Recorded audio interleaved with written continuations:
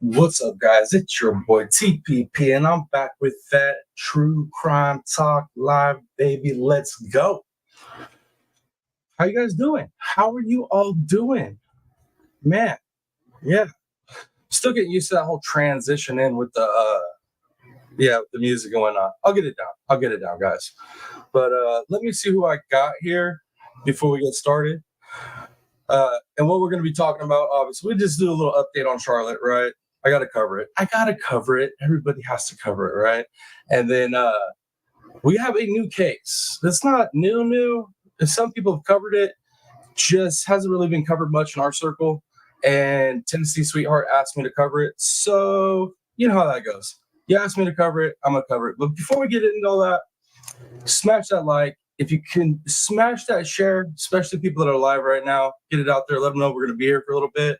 And then if you're new here, smash that subscribe. And like always, leave a comment, right? Replay gang. All right, before we get into it, let me see who's all in here. Let me see who I got so far. Tennessee Sweetheart. Okay, you're going to be in the back listening? Okay, that's cool. You got work. I understand. Sweet Home Alabama, good to see you. Luna Moon, good to see you. Teresa M, good to see you. Let's see who else I got here. Julie Delp, Mom, good to see you. Good to see you. Yeah, guys. Man, it's been a crazy day for me so far. I'm a little tired. I ain't gonna lie. But let's jump into it, guys. Let's jump into it. Yeah, we got a picture of this disgusting, nasty man. Oh my goodness. This dude, look at that. Look at that. So this is the nasty man that stole little Charlotte. Yo, and he's a big dude too. So my lord, you know what I mean? Like, a lot of people are speculating that he couldn't have did this by himself, but it's like, well, dude, he's a pretty big guy. He's a pretty big dude. Seems pretty plausible that he could pick a little girl, even she's a good sized little girl. Like, even at that though, pick her up, no problem. So yeah, guys, let's listen to that press conference real quick, and then I'll jump into the new information that we're hearing this morning, because I'm sure you guys have all heard his son wants nothing to do with them, the charges, all that. But let's go ahead and jump into this press conference for the people that haven't seen it, and for the people in the replay gang if they haven't seen it. But give me some ones in chat, guys. Give me some ones in chat if you guys can hear it. Yesterday, I held Charlotte's parents in my arms. David and Trish, I went to the campsite. I saw the place that she had just been a joyful little girl the day before, riding her bike, because I was on the road she rode her bike on, saw where she left it. And her parents were just so overcome with sadness and grief. And as a parent, I thought my own heart was breaking. And I said to them, I promise you this, we will bring Charlotte home to you. And as each hour went on, hope faded. I'm not trying to be judgmental or nothing, but I swear she's either really tired, or she on like some wine, or I don't know, dude, but she looked real drowsy up there. Melinda, good to see you, ma'am. Good to see you. Thanks for being here. Because we all know the stories. The first 24 hours, there's hope. But when you hit 48 hours, hope starts to wane. Can I get some ones in chat? I just want to make sure you guys are hearing this. Can I get some ones? Please, ladies and gentlemen. If I have any gentlemen creeping in the bushes.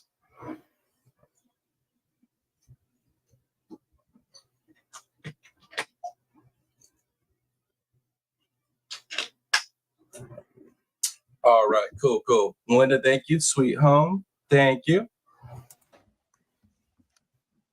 But when Charlotte disappeared in Monroe State Park, it was every parent's worst nightmare. But I knew I would be able to have assembled the team of individuals who would not stop. And I want to thank at this moment the individuals gathered here tonight, and all the men and women across this state that they represent.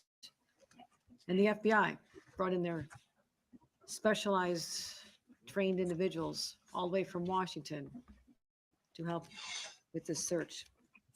Hey, Shani B, good to see you. Thanks for being here. I want to thank Deputy Superintendent Richard Allen, Lieutenant Colonel James Barnes, Lieutenant Colonel Richard Mazzone, Major Dennis Shager for their work, the New York State Park Police, Colonel Michael Dodona, the Office of Parks and Historic Preservation, Chief of Staff Randy Simons, Saratoga County Sheriff's Department, Lieutenant Jeffrey O'Connor, the Schenectady County Sheriff's Office, represented by the Schenectady Police Department, Police Department of Schenectady, Detective Sergeant Bradley Carlton, the federal. All right, Luna Moon, thank you. Luna Moon, thank you. I felt kind of bad saying that. I was like, I don't want to be judgmental or nothing, but like, dude, she's so drowsy that it's making me drowsy. So let's just, I'm going to speed it up just a little bit, guys, because I really want to get to this case, this next case. Grant Solomon, I want to get to that. So let's just speed this up just a little bit, just a little bit. You know what I mean? Because she's slow. She's slow right now. Bureau of Investigation, acting agent in charge, Alfred Watson, who I met yesterday on site. New York State Department of Corrections and Community Services, acting commissioner Daniel Marticello. New York State Department of Environmental Conservation, Forest Rangers, Basil Sagos. As I mentioned, when you hit that 48-hour moment, you realize it's going to be tough. And you start thinking the worst. But what happened was extraordinary. The case started to break at 4:20 a.m. Oh, hey, Pink Fan, good to see you. Thanks for being here. This morning,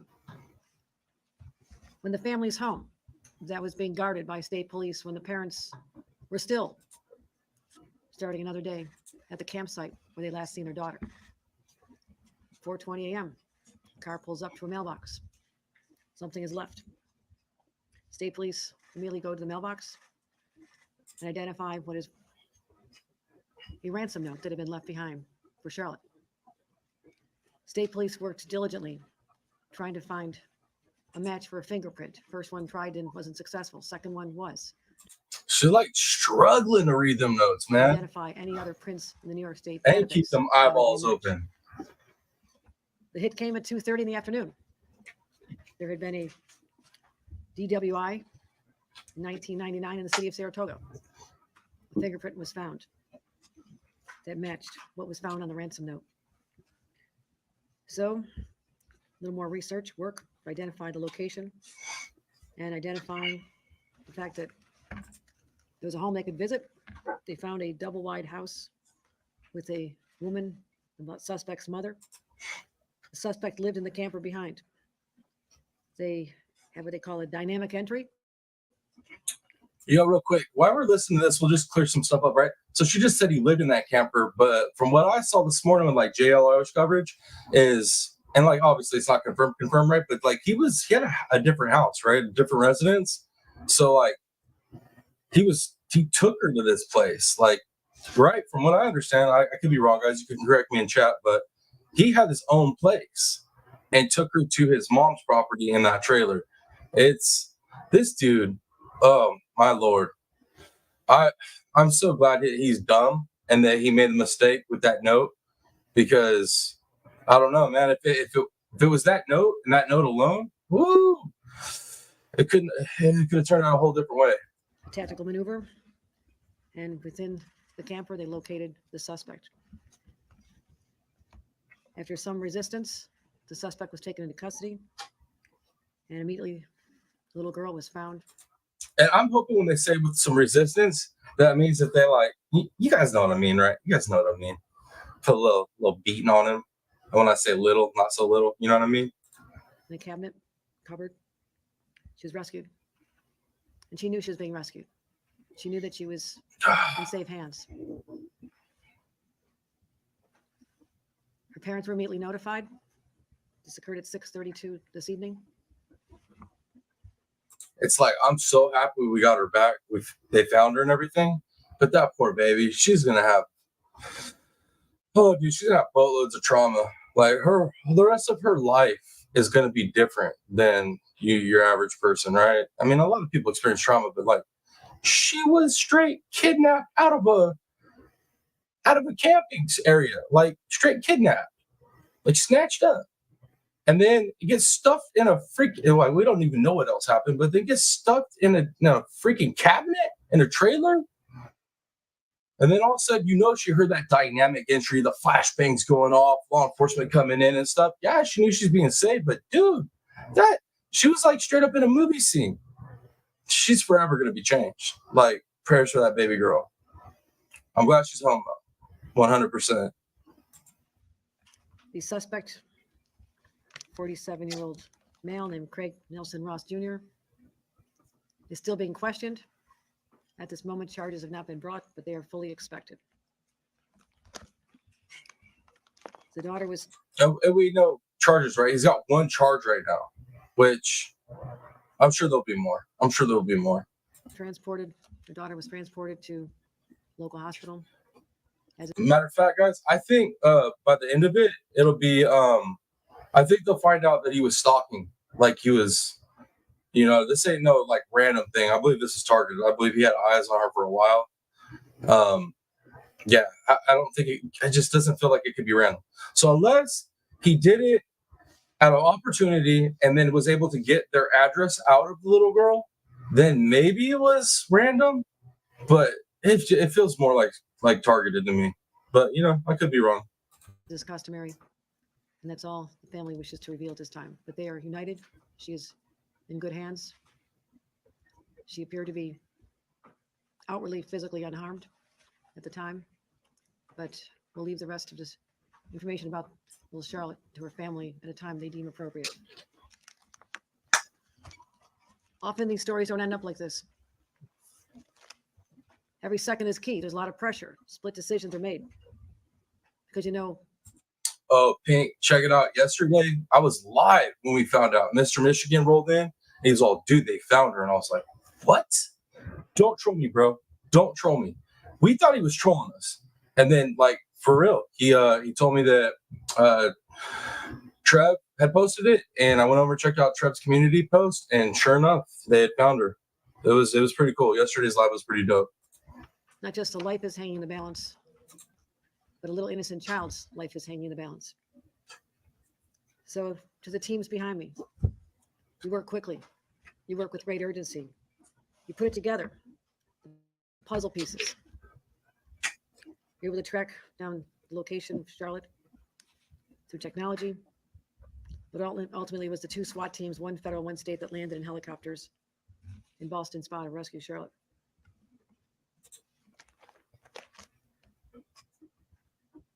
Still pretty overwhelming because all of us feared the worst. But I promise you, Trish and Dave, they be reunited with little Charlotte once again, and she see her two sisters, one 10, one 4 years old. I don't want to be negative at all, but man, the timing for this happening with elections and whatnot, I mean, it couldn't have worked out better for this lady. And obviously, it's a traumatic event for the family and certainly Charlotte. And we'll continue to keep this family in our prayers as they heal. But she'll be going home. That's the story. Charlotte will be going home. That's all I have to say on the details. Certainly there'll be many more coming out with respect to the suspect and how that case will proceed. But I want to thank the media for their intense interest and the 400 volunteers who would not give up, 400 individuals from law enforcement, fire departments, city, county, state, and federal. It was an awesome sight to witness up at the state park yesterday. Everyone doing their job, but also... I will say, though, see how she did this better than the governor in PA? She gave love to everybody, didn't just be like, oh, state police, it was all you. Just saying. There are a lot of parents out there. I don't like that guy. Among the ranks. And everybody thinks, if it was my child, I would want everybody under the sun looking for them. And that's what this team did. So thank you. Thank you, everyone. Thank you. You brought Charlotte home. Any questions? Bro, those thank yous were kind of corny, though. You guys got to admit, those thank yous were actually hella corny. Like, thank you. Like, come on, man. Mean it. Mean it. Let me see what you guys are saying in chat.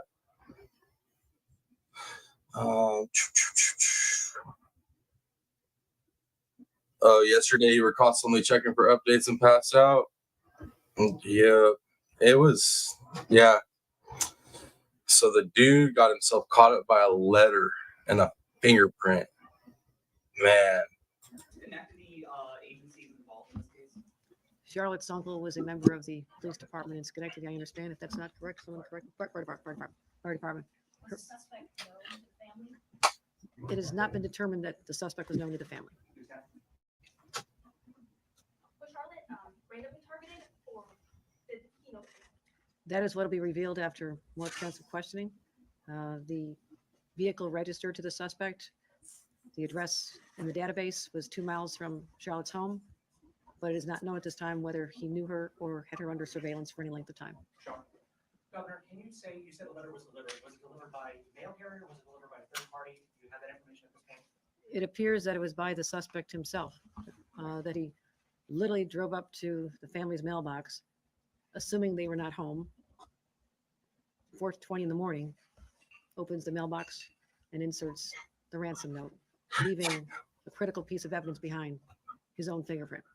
Bro, this dude is so stupid. Oh my Lord. Oh, thank you, Lord, that he's this dumb. Thank you for making this man this dumb. Oh, thank Lord he's this dumb. This dude literally, oh my goodness. This guy did not think this out very well. He did not think this out very well at all. And I would assume that the car details were also taken into consideration at that point. It happened very quickly. Obviously, it's dark. It's 4:20 in the morning, so it's hard to get a description of the vehicle. But there was some sense of the type of vehicle at the time when they left. So as they're piecing together all the evidence, it came together when they did the fingerprint match. It leads you to a name, it leads you to a vehicle, and that's why we know that he had a home. His mother's home is where he was found. Again, double wide trailer. Mother lives there. Double wide home. He lives in a camper in the back, or at least he was there. But he also had his name registered to a vehicle, and the address was a home 2 miles from where Charlotte lived. And this just came out of nowhere. So that his house is 2 miles from where Charlotte lived, from what we understand now, right? So you could have easily been stalking this little girl in this family. I mean, dude, serial killers do it all the time, right? They do it all the time. That's how they do what they do, a lot of them. Yeah, man. So he had to have been stalking her in the family. Like, because I just don't feel like this is something like random. This dude was like, I'm going to go out and snatch up a little girl and I'm going to get a ransom. Like, bro, if that was like his legit deal, was like he was going to get a ransom from this situation, like he had to have known something about the family. We'll see if she just said, I haven't heard yet this morning if the family knew him or not, but he definitely knew who they were. Enough to know that they may have money if he snatches their child up. So I really feel like this is targeted, guys. I just think he's an idiot, though. Absolute idiot. He just showed up at 4:30 in the morning. Apparently so. Have you spoken to Charlotte at all, or Charlotte's family since? Oh, I just saw that comment. Pink, I don't know. I think it is, honestly, Pink. I guess I have to go in and wait, Pink, you have a wrench, right? Go ahead and go ahead and clear those, but I'll have to go in and adjust the sensitivity on the words. I guess you have to do that now. Like, come on, man. We ain't PG-13 over here. You know what I mean? Ridiculous. Come on, YouTube, get it together. All woke and sensitive. Let me see what else you guys are saying in chat. Let me catch up real quick. Yes, same. Heard you're gonna be all right. I'm happy about that. Heard it's not serious. You had a lot of people praying for you, though.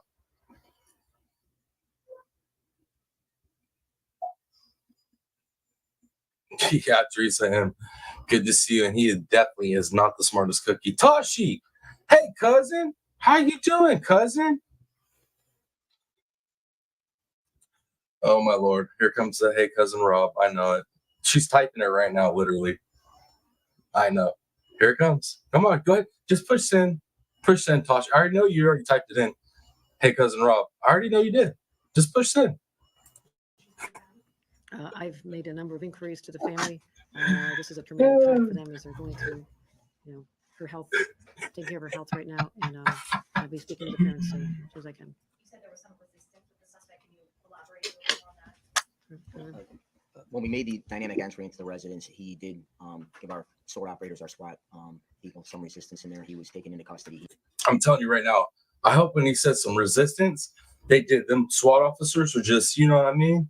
A little in the kidneys, the ribs, liver shot, you know what I mean? I would hit it with the liver shot, took his big 6'4" butt down. Dude, 6'4", 270 or something like that? That's a big dude. That's a big, big dude. So, yeah, it's a good thing they all went in together like that, man. He's a big boy. He did suffer some very minor injuries, but it was relatively minor, nothing big on the scuffle. Okay, Pink. Thank you. Yeah, any of my moderators definitely, if you see any comments that are being held for review until I can get that adjusted, just, use your judgment. But I say there's still a lot of searches underway. The home that he was registered to, a lot of information. And so you want to make sure that he's not connected with any other cases. So that's why it's still an ongoing investigation. But at this time, there's no evidence of that. At the end of the search, what was the extent of the search in terms of the scope area that investigators, searchers were looking at? I'll let you answer, Caroline. But Are you asking about at the park? The scope beyond the park? I've heard reports that it was beyond the park as well. The original scope of the ground search was within the park. The information we received that took us to Boston Spa was obviously outside the park. We had no ground search operations going on outside the park other than leads we were running down that we were developing throughout the 2 days. Great, thank you. What's the letter say? We're not gonna disclose that. From this massive search? What were some of the biggest takeaways from the search? Now that it's wrapped up. I would say the biggest thing is you look at all these people behind us. It's cooperation of all the agencies. We don't work in silos. We have to work together to accomplish something like this. And you can never be too careful with your kids. Pay attention to where they're at, what they're doing. No, that's an understatement, man. That is an understatement right now, guys. And I don't want to sound paranoid because, I'm in the true crime genre and this is what I deal with on the daily. I'd be saying this regardless, man. You have to be extra vigilant with your children now. If you just go and do a general search for offenders in your area, the registry, check the registry. It will freak you the hell out, but you need to know how bad it is. It is bad everywhere, guys. This where they're at, this ain't something new. This ain't some anomaly happening just where they're at. Because I've seen a lot of people that were digging into other offenders there, other missing people there. Dude, there's missing people and those offenders everywhere. Just do a general search in your area. You'd be surprised.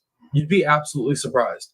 And then horrified to know that within your general, probably mile to 2 mile radius, you have a couple in there, more than likely. I'd check it out, guys, though. But that being said, keep an eye on your babies, your grandbabies, your great-grandbabies, whatever level of babies they are to you, nephews, nieces, whatever. Extra vigilant eye. We're living in crazy times, guys. It's bad. It's really bad. And I know a lot of people don't, they want to have some type of normalcy for their children. But I'm sorry, dude. The reality is we don't live in, the 50s, the 60s, the 70s, the 80s, some of the 90s. You know what I mean? This is different now. It's different. So we have to adjust accordingly. Teach our kids about the reality of this world. Otherwise, you're going to set them up to be a victim. And especially if you take your eyes off them when they're too young. I just don't do it. I know I'm probably preaching to the choir, guys, but that's just kind of my piece on it. That's my feel. And that's no shade towards the parents because, they probably did that same thing. I've been camping. My kids used to do that same thing. But now at this point, in my area where I live, okay, so we have, that thing they do with humans where they take them places, for money and exploitation. That thing ends with the ing. Yeah, that human thing. We have that really bad here. And, I thought it was just here, but I'm starting to find out it's bad everywhere. It's bad everywhere. So just keep an eye on your babies, y'all. I'll shut up. Things can happen in an instant. You know, Charlotte was no more than probably 2/10 of a mile from where she was camping in a small area, and she was gone for her to ride her bike around that loop would take her about 4 minutes, 5 minutes. You know, so you think they're safe doing that at 9 years old, but you just got to be cognizant and be paying attention to things around you, your surroundings all the time. You know, these things happen in a hurry, and unfortunately today this ended in the right way. Will there be Any idea on the motive? will there be any security protocols moving forward? We'll be doing an after-action report to identify any areas where the state parks can make any improvements. But obviously, this is a very random incident, and basically anyone who comes in and out of that park will have come through a certain entryway. Their name is, they purchase a ticket, you have their name in a database. So you know, that is why that's also helpful to identify who's in the park. So that's also in a sense a security measure, because we always know who's in the park. Did the suspect enter through the main gate? We don't have any, we don't know how, how many cases. Two helicopters will be arrested affected by the helicopters to the ground. They The arrest wasn't done by helicopter because of the seriousness of this incident. We brought in sword operators from throughout the state, and to expedite this, because obviously it was very time sensitive, we flew about 10 of our sword operators from downstate to be here to help with this entry. We had probably Ooh, they flew in the big guns, is what he's saying. He flew in them boys that are trained to come in and take you out if they have to. I like it. I like it. That's what I'm talking about. That's what they should have did with Cavalcante out the gate. What I was talking about, bringing them boys, the ones that are trained to hunt you down. Pat Gaines, good to see you. Good to see you. All right, guys, let's keep rolling. normally operate about 6 or 8 people on a team. We had probably 20 sword operators make this entry. Wait up real quick, though, guys. There's only like 17 of y'all here today. Was there a party last night I'm not aware of? Did somebody have a party on their channel last night? Y'all stayed up too late? Like, we missing some serious heads here. Some serious people be missing right now. What's going on? Did you guys party without me? I'm going to be upset if y'all party without me. Ain't cool. I get no message. With an FBI regional SWAT team. Tell them what the sword stands What SWORD stands for is our Special Operations Response Team. They are like most agencies have a SWAT team. We do that type of thing with our SWORD operators. They're full time in that capacity, but they also do other things that normal SWAT teams don't do. We respond to high angle rescue and different things with that team. They're a highly trained, highly capable unit that we use for just this type of thing. This is what they train for. This is what they live for, is to make entries like this and save someone's life. All right, thank you, everybody. Appreciate it. I have 2 questions. Does this affect how Amber Alerts are sent out? Because was there a delay this time? A lot of people are asking about that. Is the park back open tomorrow? We'll have to get back to you on that. I would assume it'll probably stay open, but make sure. Any updates tomorrow that we should be aware of? When we have more information, we'll have updates on our website. Dude, I love how they still asking them questions as they're walking out the door. They're like, we got to get more info. I appreciate that. I appreciate that. Any press conferences we should be aware of tomorrow? With this tonight, probably not, but we'll let you know if we decide to do something. If we have more information, we can do. It's an ongoing active investigation, so we have a lot of work to do with this. So were police present at the home when the ransom notice? Does anybody know if there's going to be an update, if they're going to do another press conference, or all the information we're going to hear from here on out probably is, I don't know, through a website or something? Do you think they'll actually have another press conference? I'm interested. If not, we're going to have to hear news like slowly trickle out about this. And I want freaking details, y'all. I need some details. What else y'all saying in chat? Yo, Pat, you guys were celebrating last night? What the heck? I didn't hear about it. Nobody told me about it. Where were you guys? Where was the party at? Were you guys over at Rose's partying? I bet you were. That's a good place to party at Rose's. For sure. Auntie Rose, get down. I should have known it. I should have known y'all was partying. They were in the area. They were not able to get the vehicle. There was some suspicious activity, and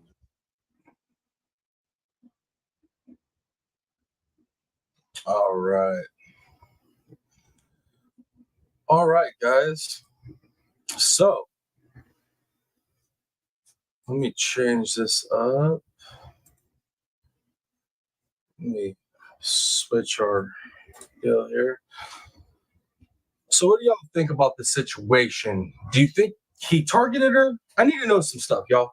I need to know some stuff now before we get all the real information. I just want to see where y'all at. Give me a 1 in chat if you guys think it's targeted. 2 if you don't think it's targeted, if you think it's random. 1 for targeted, 2 for random. Let me see what y'all are thinking.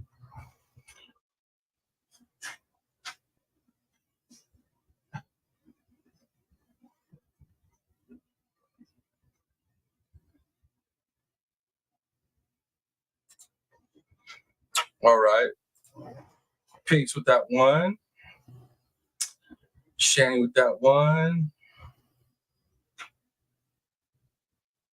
Let's see. Tashi with the 1.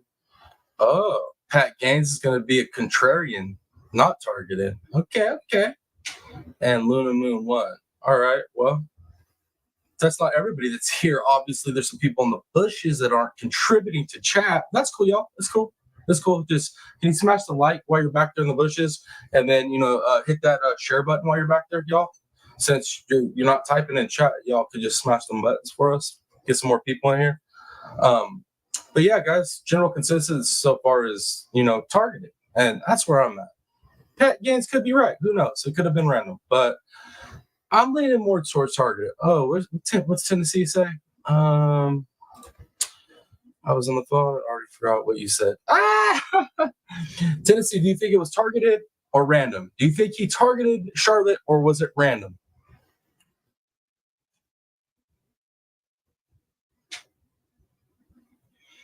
Okay. Oh, so Miss Julie Doak wants to be a contrarian too. So randomness, huh?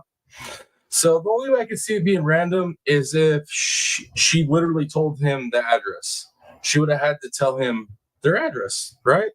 Otherwise, how would he have known? How would he have known?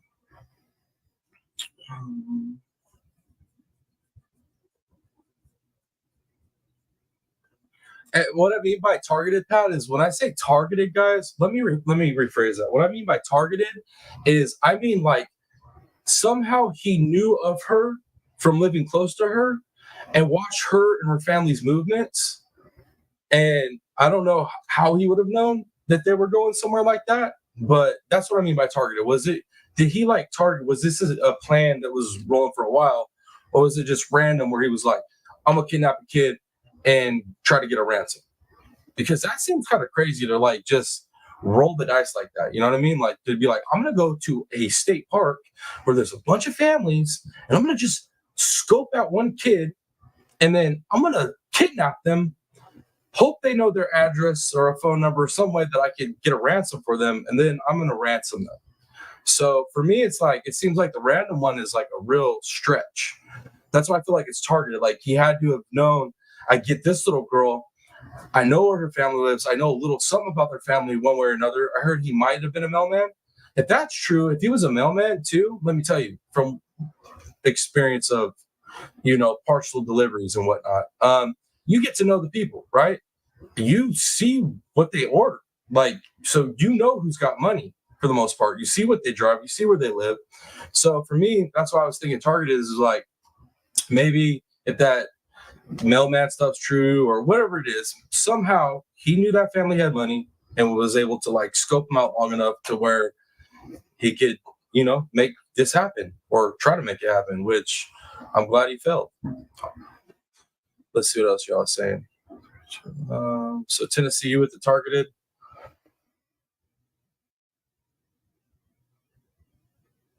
Huh.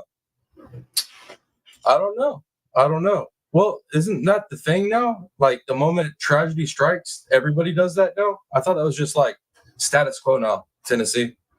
Because her aunt sounds like she probably has some money, and then there's connections to the fire department, so I'd assume family's got some money or they're known to some extent. How did he plan out her being alone though? No, that's what I'm saying. I'm just saying, like, if you watch her long enough, maybe, I don't know, guys. I'm just throwing out ideas. Because, like, the randomness, like, a random, like, I'm just going to go out to a state park and I'm going to snatch that kid up and just hope everything works out. I don't know. I could be wrong, though. We'll find out. And that's what's going to kill me is waiting for these answers. 100%.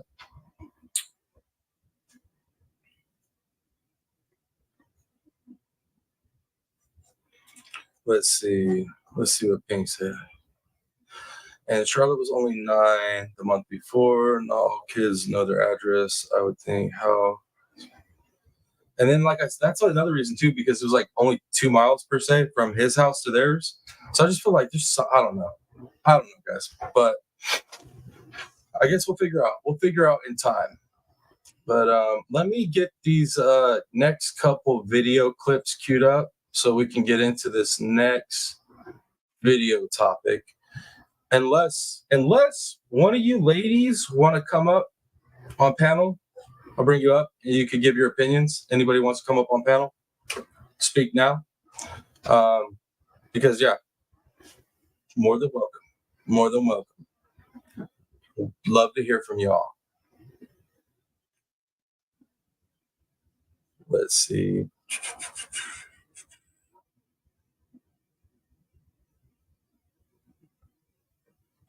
Yeah, and then that's another thing Tennessee is like, his house was 2 miles, his mom's was farther, but it was like, are we at the point where it's like he was living at his house but just took her to that little trailer? Or was he living in that little trailer? Because at this point, after you're listening to JLR this morning, it seemed like he was living at that house and took her to the trailer.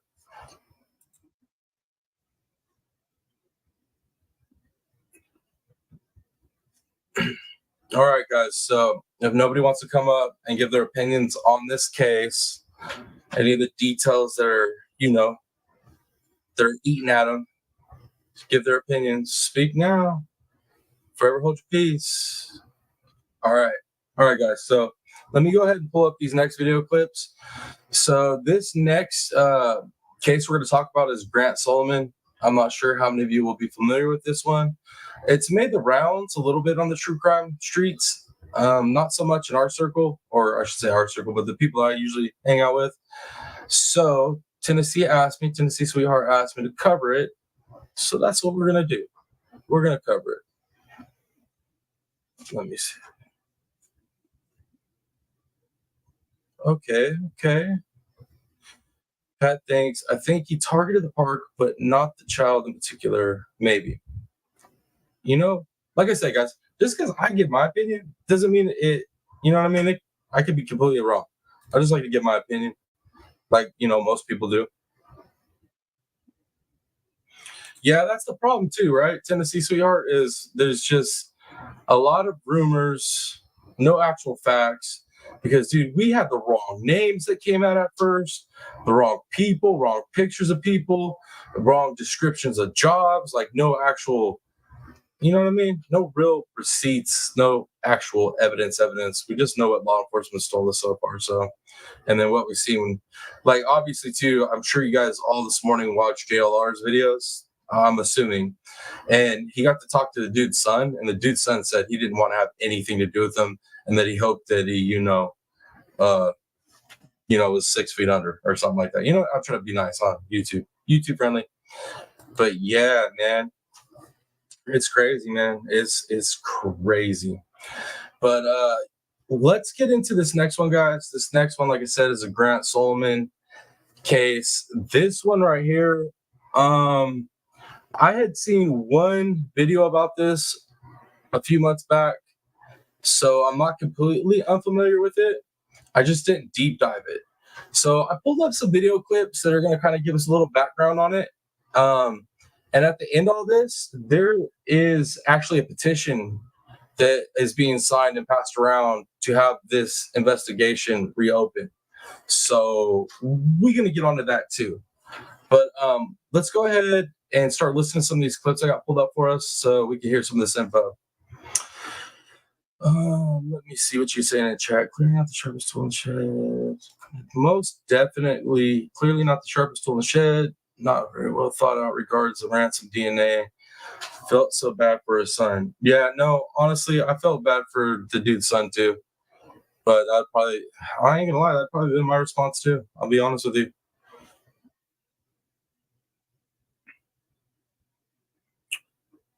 Oh my Lord. Oh my Lord, Tennessee. Okay, Pink, you know about this one? Actually, real quick, before we get into it, before we get into it, hey, Moto Mom, good to see you. Thanks for being here. Before we get into these video clips and the little information dump we're about to go through, how many of you all know about the Grant Solomon case? How many of you guys are familiar with it? Give me some ones in chat if you're familiar, twos if you have no clue. One if you know, two if you don't know. Let me know. Let me know.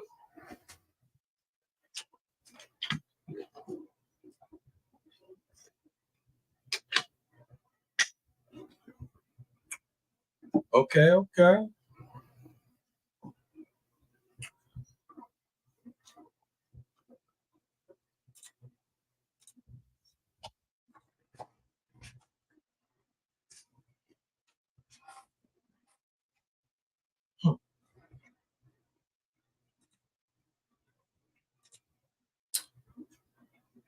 All right, guys. All right. So, I don't know. Looks like some of y'all do, some of you don't know. So, this will be new for some of us, and then old information for others.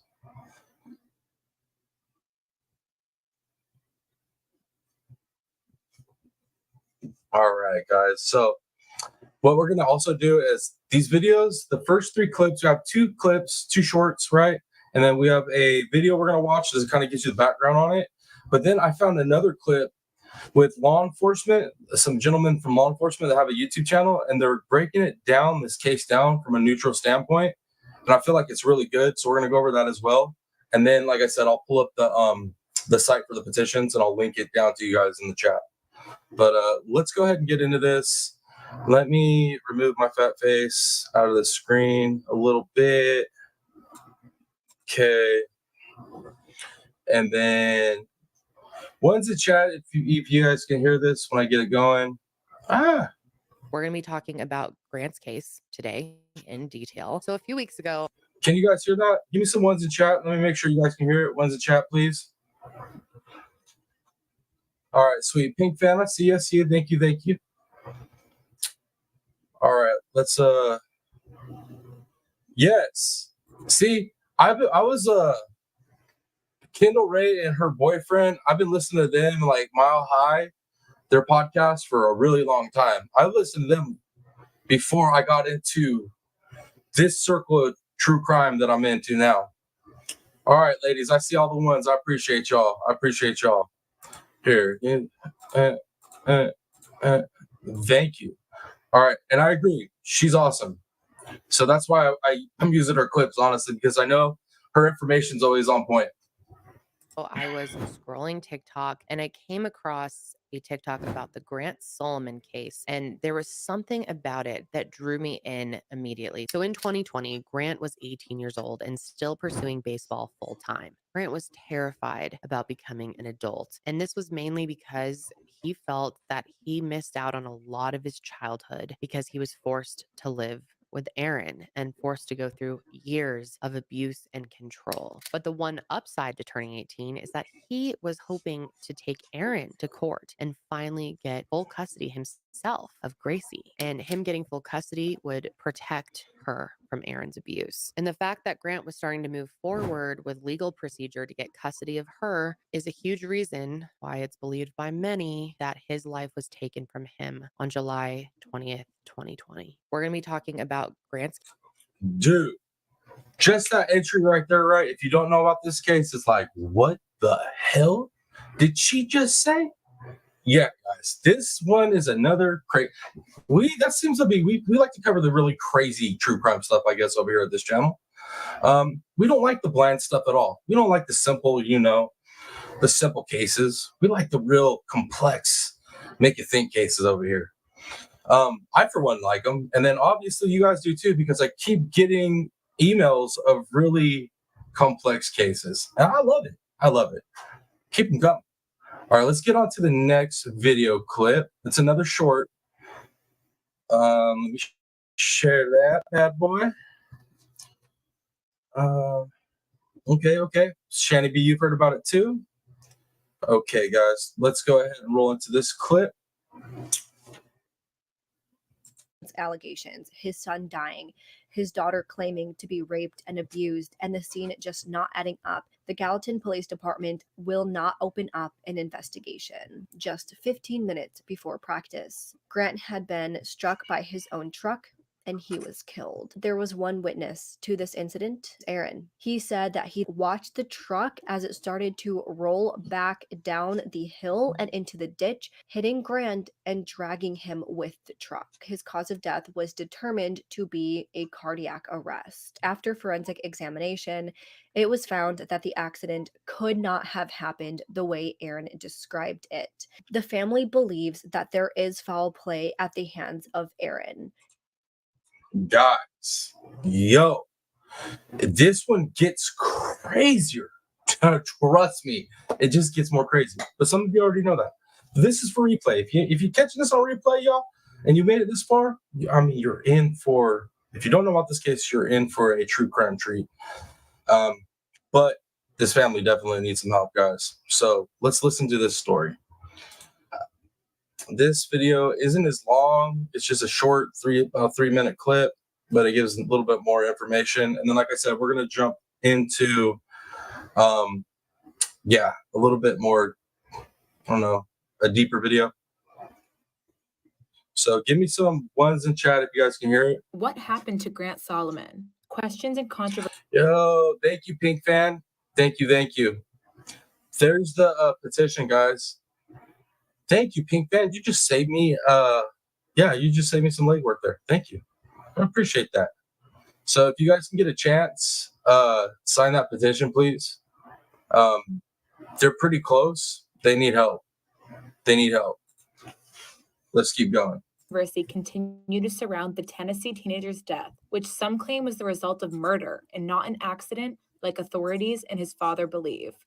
Grant Solomon, a high school senior and star baseball player at Grace Christian Academy in Franklin, had just turned 18 when he died on July 20th, 2020. An investigation determined that Grant was killed after he was struck by his own car while in the parking lot of a baseball training camp in Gallatin. Grant's father... It's like, there's no way. Okay, so this kid is athletic as all get out. And I'm supposed to believe that a truck rolling by itself was able to take this kid out. Like, he could not move. He didn't see it coming. Like, what? Dude, get the hell out of here. You missed me with that. Whew.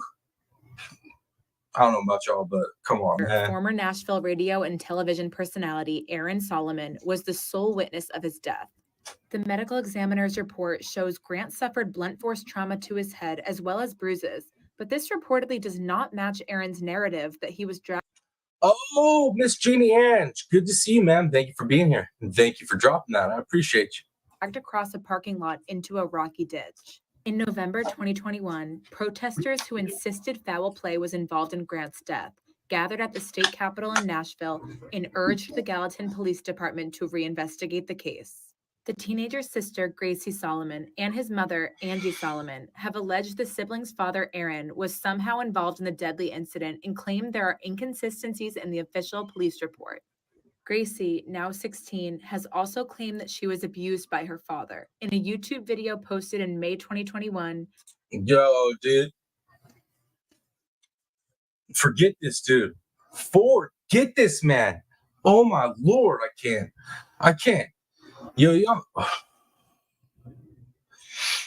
All right, I gotta compose myself, guys, because this case right here, like, the deeper we get into this one, like I said, my first experience with it was just like a short overview video a couple months back, and it was just bringing up suspicions. But this is getting in some meat that I hadn't. Look, Tennessee asked me to cover this morning. I pulled up everything the moment I got it and was like looking for the best information. So I'm getting some of this raw, like some of this new information raw, and I can't, man. Oh, this guy.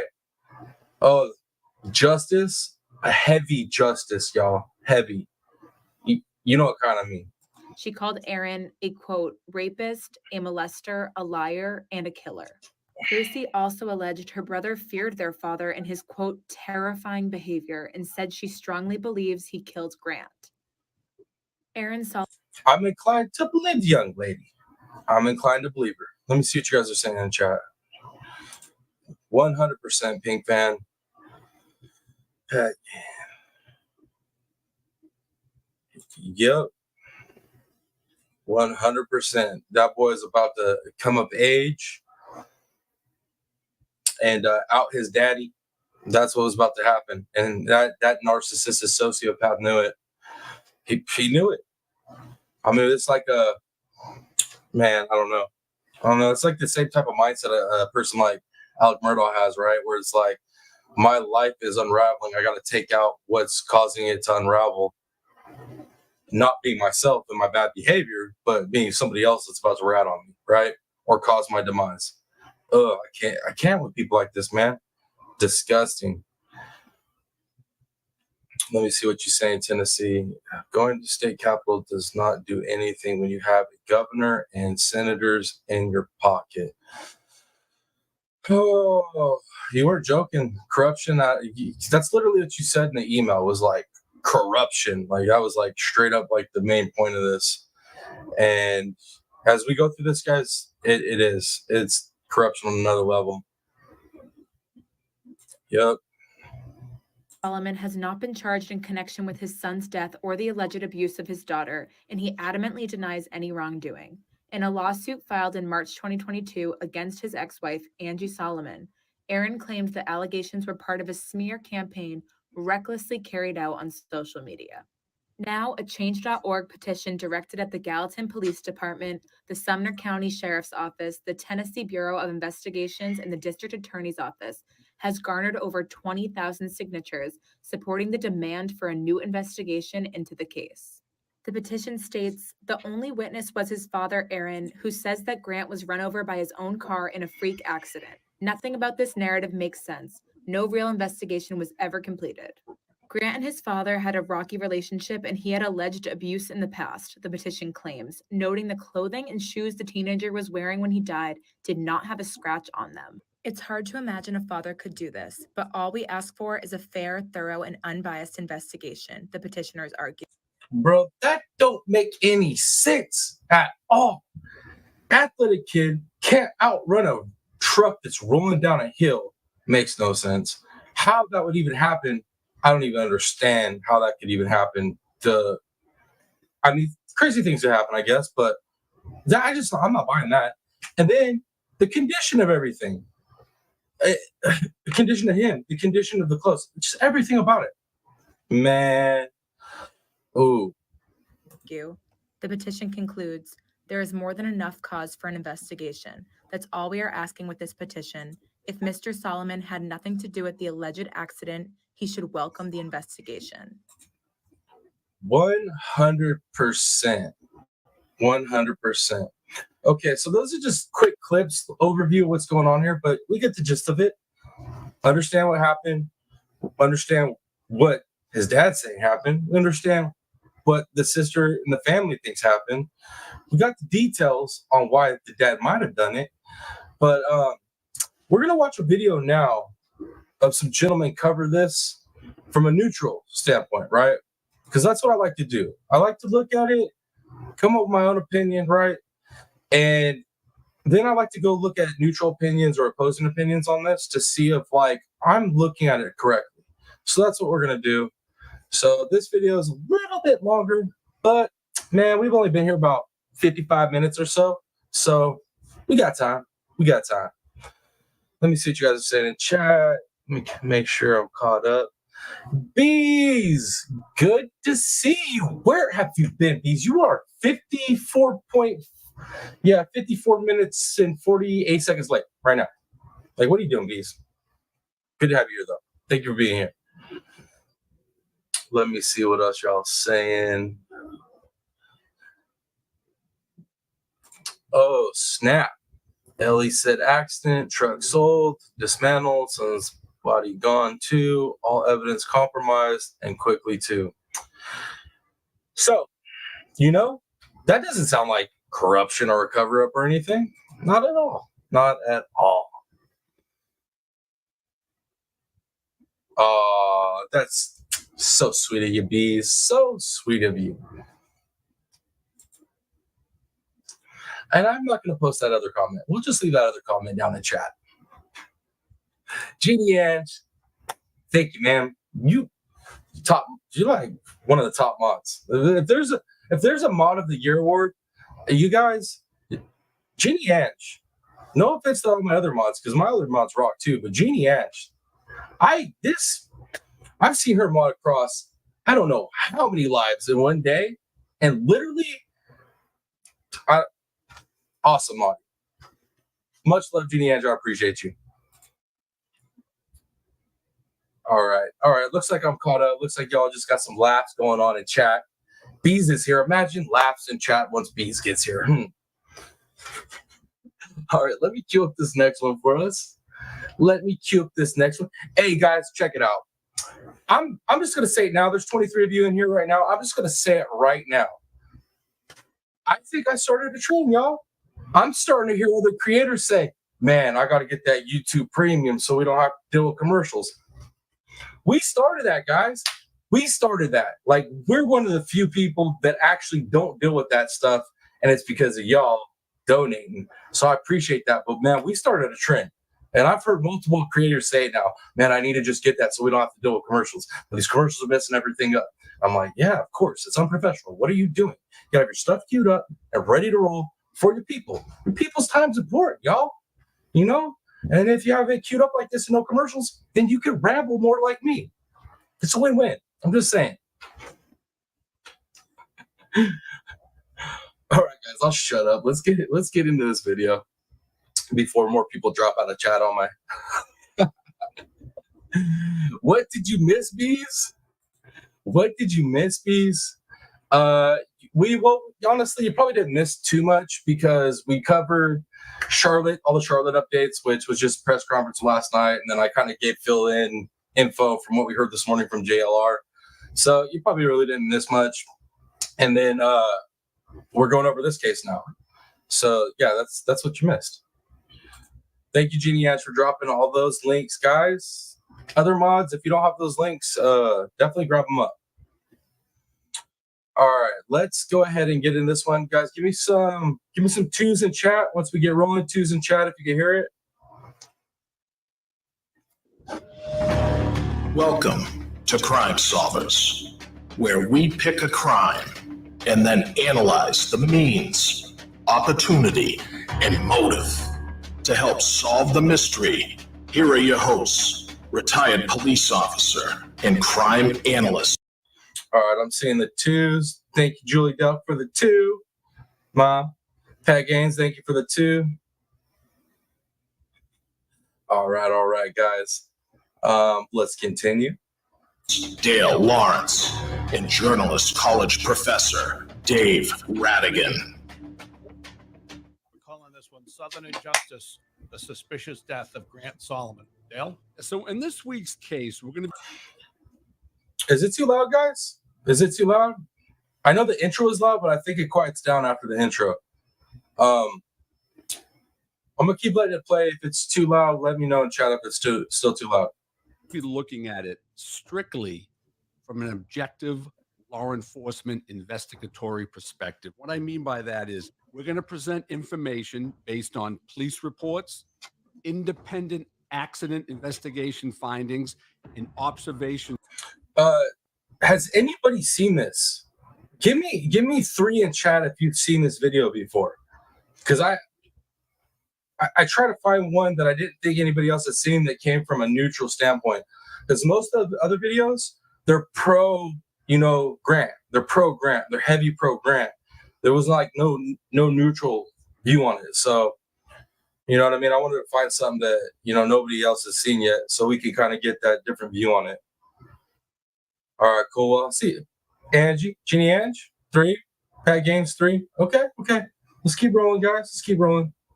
From accident scene photos. I'm going to also point out any inconsistencies that Grant Solomon died as a result of a tragic motor vehicle accident. The case here is this. Grant Solomon officially died in a motor vehicle accident, but there are some people that think it was suspicious. From our perspective, let's say we've turned up a few areas where maybe the investigation was a little inconsistent. Is that Absolutely. So the question you can ask yourself, was it homicide? Was it premeditated murder? Which is what some people allege. Absolutely. Oh my Lord. For real, Tennessee? If Tennessee Sweetheart and Criminal Med don't know about something, I feel like I did something good. Like I brought something to them that they didn't know about. That's hard to do, guys. I'm telling you right now, those two ladies for sure, I can't find stuff they don't know about usually. It's crazy. I don't understand how. But then I know a lot about a lot of stuff too, so I guess it's doable. But so yeah, I'm proud of myself right now. Did a good job. That's what's being alleged. But you can make up your own mind as you listen along to the podcast. Feel free to make your own conclusions on what we present. As we might have said already, it's been pretty widely reported. Oh, social media, the true crime community, numerous media sites all across the country. Right. And there are advocates that basically say somebody's got to take a better look at this. Absolutely. And that's why we're taking a more law enforcement perspective look at it, which is a little different than how it's been looked at in the past. And that's exactly why we're watching this video, because I want a different perspective just to make sure we're not being biased, which I don't think we're being biased, guys. But like I said, it's always good to get that different, viewpoint. Thank you, Jeannie Ange. And then Bees. Let's see. I'm late because do you know what time it is for me? Well, what time is it for you, Bees? What time is it for you, Bees? What's intriguing about this case is the backstory. We'll touch more on that in the motive section of the podcast. So let's go with the case info.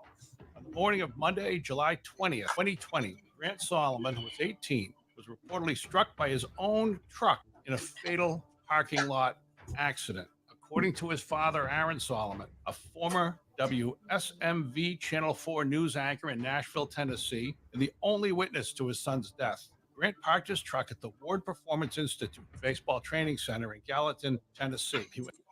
Good to see you, Truth Seeker. Welcome. Good to have you here. Hopefully you have an awesome Tuesday as well. And to get his baseball gear from the bed of his truck when it unexplainably rolled backward, dragging him 60 feet across the rocky asphalt pavement down a hill. So I see Truth Seeker also knows about this case. I know we're all pretty much in the same, we're in agreement with you over here. Definitely the dad did it, but we're going to listen to this video on a neutral perspective on it, just to make sure we're not being biased, which I don't think we are. Let me see what Tennessee is saying. That truck in from the road, it didn't. I know Tennessee, none of it makes sense. None of it. Like you look at it and like, if you see that scene and then somebody told you the story that happened there, you'd be like, how? That makes no sense whatsoever. And into a rock-filled ditch. Aaron says he was parked next to Grant and that he was inside his own vehicle checking work emails on his cell phone when he realized what had happened. That brings us to the first inconsistency. As we go forward in the podcast, you're going to find that the police department, Gallatin PD, did a less than adequate investigation. Right. First thing they... Yo, and that guy's accent, he knows his stuff with that accent. I'm just saying, bro, he sounds like he knows what he's talking. I love that accent. You gotta love that accent, especially in law enforcement. Could have looked at here. Aaron says he was on his phone at the time Grant stepped out of his truck and was run over by the truck. All they would have had to have done was to do a forensic exam of his phone and see when he accessed his emails or text messages. That was never done. So that statement in and of itself, you can't verify that. You can only take it at Aaron's word. This is one of those. Yo, Tennessee, I'm telling you right now. New York. Well, check it out. Let's look at it this way. New York definitely capitalized on every opportunity where the suspect messed up. So they did a great job, but they're also dealing with a straight up dumb suspect. But definitely, I don't know if is it come on, Tennessee, is it a teaching thing or is it a corruption thing? Which one's it going to be? Those things we've talked about this before, that when you do the initial investigation, even when, but that's the thing, Tennessee, do they suck? Does the law enforcement suck out there? Are they just all corrupt? Is it still that small town, big money, power, old families? Do you still get the get down like that? Is that what it is, Tennessee? You would know. Corruption. Okay, see? So it's not that they're inept at their job. They just don't give a crap because they're being told not to give a crap. And that's, oh man, I don't know what's scarier. People that don't know how to do their job or people that are being told not to do their job. I don't really know which one's scarier. And somebody says it's an accident, cops are trained to verify everything. Absolutely. Look outside the box, be analytical, abstract thinkers. We're going to get into that more in depth going forward. But of course, we've seen oftentimes when it involves an important person or an important family, it seems that cops take the word of the grieving father, the grieving mother. Yo, he said it himself. Yo, I got this for being biased. This is a biased video. I'm sorry, an unbiased video, right? So this is neutral video. But even he's saying, you know, sometimes when people got power, you know, law enforcement's a little bit more inclined to believe that. So that came out of law enforcement's mouth right there. Of the grieving husband. And as we know from true crime everywhere, that is often not As a course of cop, action. Yep. we've said From east to west, it's all corrupt. Holy crap, it almost sounds like the state I live in. Maybe I'll feel at home there. this Or- hundreds of times on both podcasts. You cannot trust anyone. So Grant was taken to the hospital by an ambulance, pronounced dead at 9:30 a.m. Cause of death, cardiac arrest and blunt force trauma to the back of his head. Aaron called 911 at 8:44 a.m. from the parking lot. Here's the audio from the 911. That's crazy how blunt force trauma to the back of the head, no other damage really anywhere else. That does not sound like a truck hitting him. That sounds like a bat hitting him. Stephen Smith case, you know what I'm saying? Got Stephen Smith vibes right about now. My son's truck backed over him, and it's rolled over him and drug him into the ditch, and it's on top of him. He's trapped under the truck, and I somehow it drug him underneath it. Yes, my son is under it. It's the first time listening to the 911 call, guys. This is my first time. It's my first time listening to this 911 call.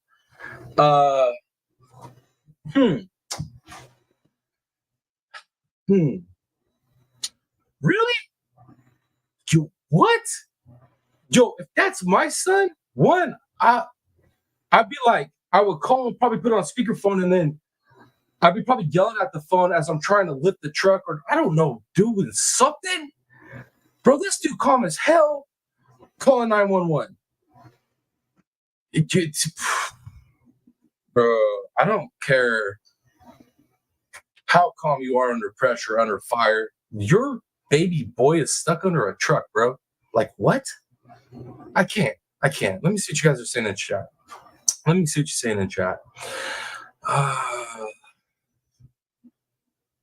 I know, Tennessee, like, you're making more sense. Why you guys want me to move out there then if it's that bad? Dang, y'all want me to move to Tennessee, but y'all telling me, yo, we got corruption here, and your kid might disappear. But then again, you know, I live in California, so it's kind of the same. Yep. Let me catch back up with y'all, guys. Let me catch back up in chat. Oh, yeah, he's way too calm. Way too calm, guys.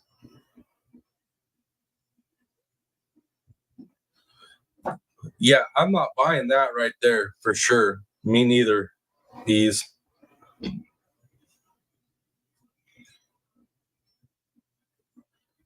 Yes, Bees absolutely brings the humor. Nope, doesn't sound panic at all. He's talking like he broke a nail. Yep. No sense of urgency, no panic. Very suspicious, Pink fan, very. Well, obviously I would be too. I will do, you know what I mean? Definitely get it though. Definitely get it. Okay. I'm caught back up in chat. Let's see. Yeah, I knew Mom would approve of that, Tennessee. Mom approves of that for sure. Yep, Mom approves of that for sure. Let's see. Polly, did I say hi to you? Or did you just sneak in? But anyways, hi, Polly. Glad to see you. Thank you for being here. Let's keep going, guys, so I can trip out on this 911 call. I'm trying to call 911. Okay, what's your name? Oh my God. My name is Aaron Solomon. And you said Oh my God. 1357 South Water Avenue, right? Yes. How old yes. is the male? He's 18. He just turned 18 a couple weeks about a month. It's my son. Yo, that voice change. Yo, why did his tone change? Right at the 18, talking about him turning 18, his tone completely changes. Yo, red flag, red flag, red flag. What? How did I not hear this phone call? I needed to hear this. If I would have heard this phone call, I probably would have been more in depth on this case back when I first heard about it. What? Dude, that voice change, man, right there when the whole brought up that his son turning 18, it was almost, I don't know, that's eerie. Oh my God. Oh my God, this is not good.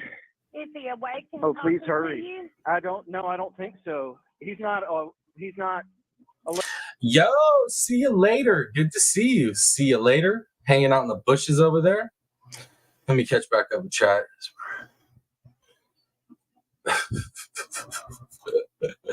I like your style, Tennessee. I like your style, man. Oh, I agree with you, Pete fan.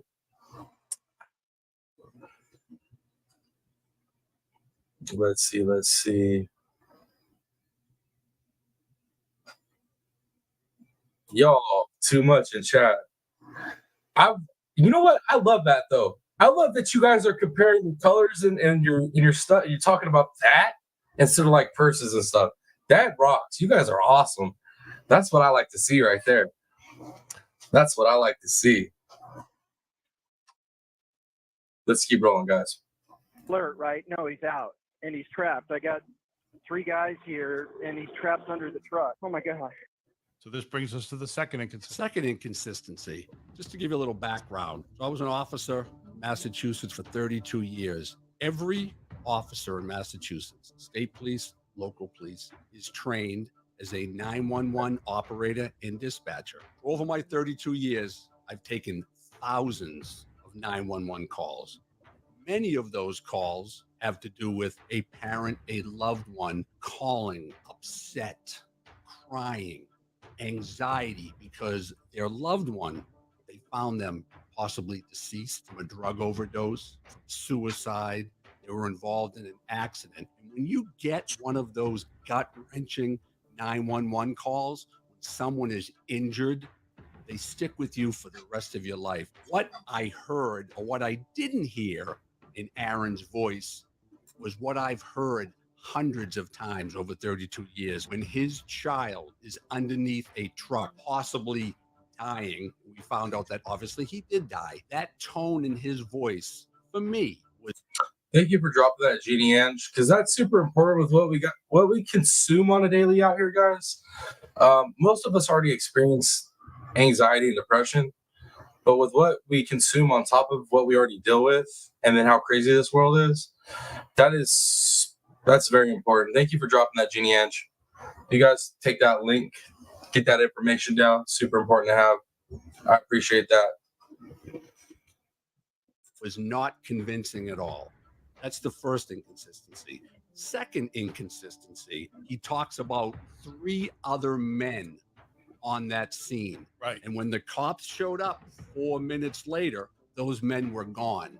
What I also know about accidents, when someone is injured, if someone's under a vehicle, if someone is drowning, people will go to great lengths to help that person, especially a child. So those 3 people, whoever they were, did they flee that scene so fast they didn't even try to help this young kid who's trapped under a truck dying?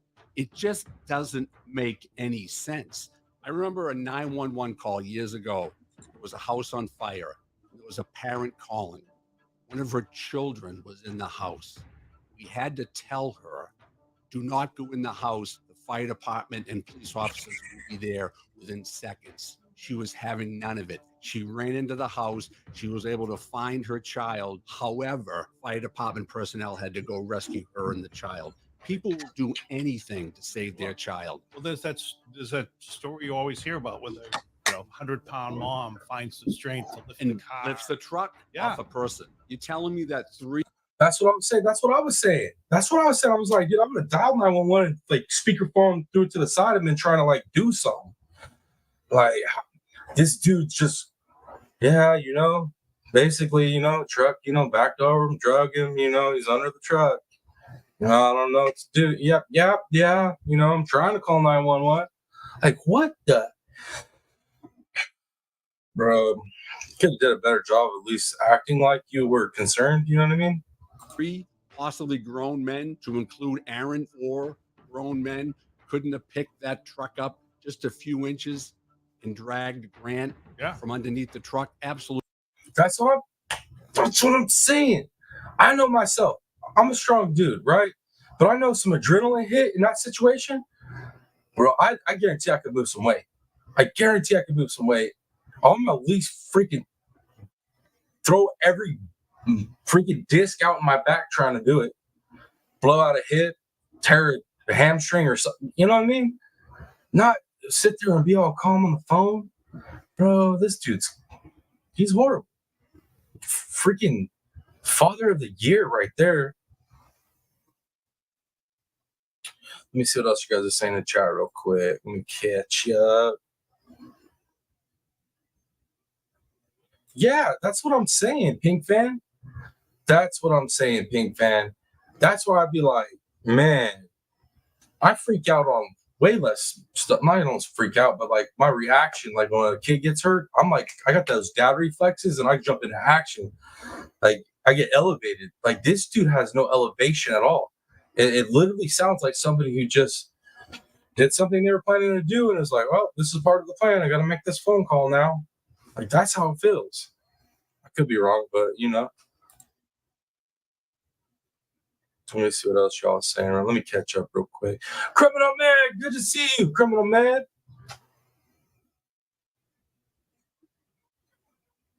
Oh man, that's crazy. That's Criminal Med says, I will never forget my auntie finding my cousin unalive, made my heart stop, couldn't breathe. He was on a team. Those kids would have been home 60 seconds max. Wow.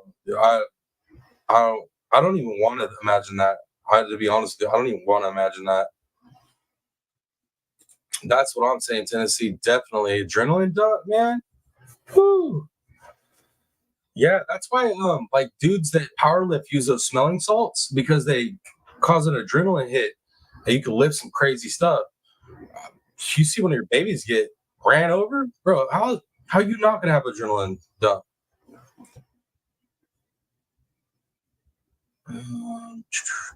Thank you for dropping that, bees.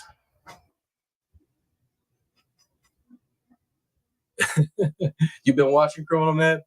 Yeah, bees has been good. Everybody's been pretty good. Let's keep going, guys. Absolutely, they could have. So that's our second very obvious, glaring inconsistency. That's interesting, but of course, I heard him, and I thought this was a guy who was very agitated. He's calling 911, but you're saying there wasn't enough panic in his voice.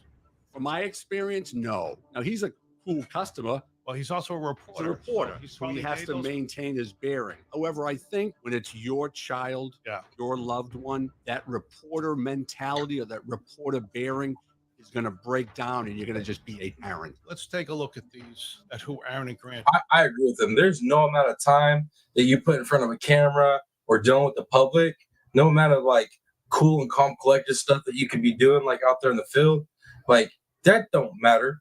That don't matter at all when it's your child and this is happening to your child. It just doesn't. I agree with these guys. I like these guys. I think they're going to get a subscribe from me. Before we get to means, opportunity, and motive, Aaron Solomon was a highly respected news anchor at Channel 4 WSMV. He's the father of Grant and a daughter, Gracie, his former wife, Angela. I think she goes by Angie. Angie? Yes. Okay. Angie is a doctor of pharmacy. Aaron Solomon was a board member and advocate for Our Kids Tennessee, which provides medical evaluations and counseling for victims of child sexual abuse. He has been accused by his daughter, Gracie, of past sexual abuse. But before we get into this trigger warning, they're going to talk about some stuff. Well, at least for me, it's triggering. But let me get to this comment real quick. See you later says, my tiny 110-pound body picked up my 200-plus pound husband about 2 years ago. I won't read that part, but definitely did it and met the ambulance people. Yo, that's so funny. But that's what I'm talking about.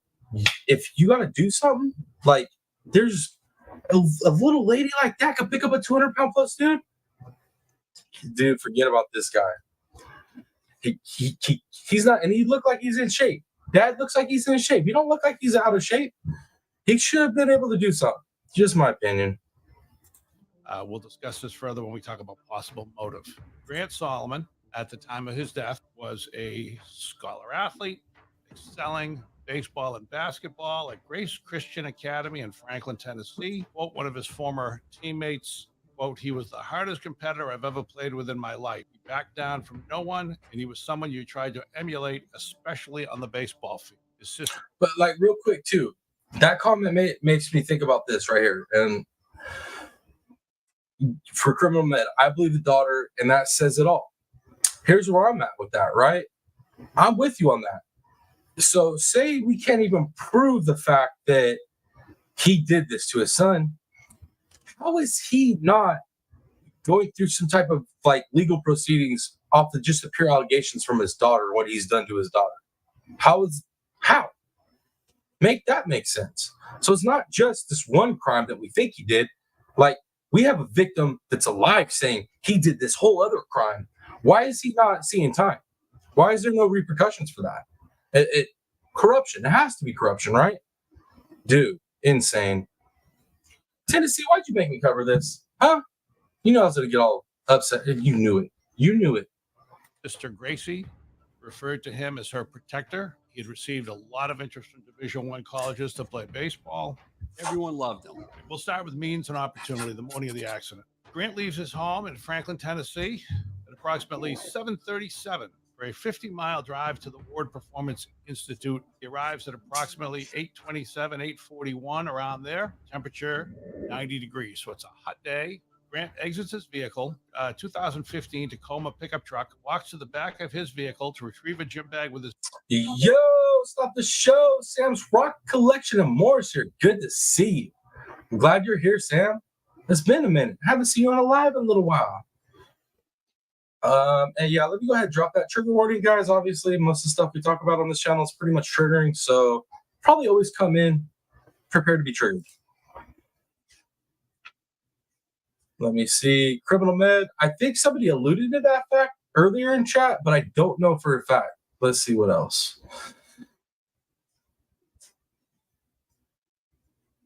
Let me see. What are you saying? Tennessee Sweetheart says, TPP, did you hear the phone call from the school to the mom about telling her that it's a lie and doesn't need to be talked about? No, I didn't, Tennessee. See, that's why I need you here, so you could drop information like that in chat to educate us. Man, if that doesn't get covered in this video, we might have to do a second. I might have to cover this a second time, pull up some more information on whatever doesn't get covered, whatever we haven't covered so far. Let me see what else y'all are saying.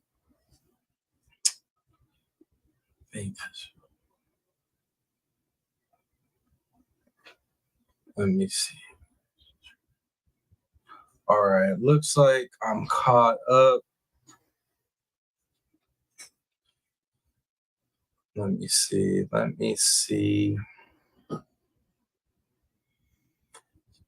Oh, my Lord. So that's why you haven't been here, huh? Well, man, I'll be praying for you, Sam. Sam, like when you in trouble, Sam, when you're in trouble, you gotta let us know so we could be praying right off the gate for you. You know what I mean? Because you know this community's got, with what we do, man, we got prayer warriors up in here. So when you start feeling bad, you gotta let this family know so we can be praying for you. But I'm glad that you're home And I'll be praying for a speedy recovery, Sam. I'm sure we all will. But let's go ahead and roll, guys. Man, it is windy. That's why I keep looking aside, dude. The wind out here where I'm at, it's blowing stuff around outside. I got the shades all slapping against the house. Full draft.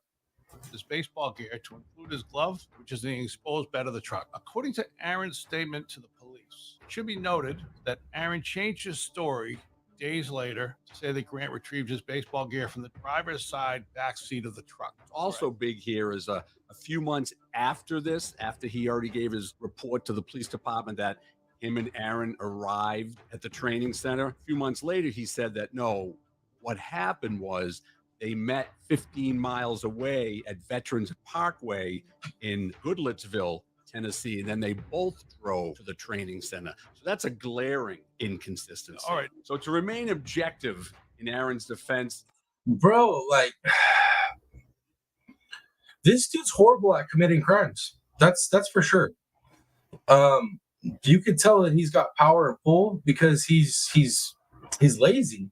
He's just like, shit, man, I'm just gonna pull this off. Everything's gonna be good. I got people to take care of. Nobody's gonna believe I did this. That's just, are you serious, dude? You can't even get your story straight. You're that lazy.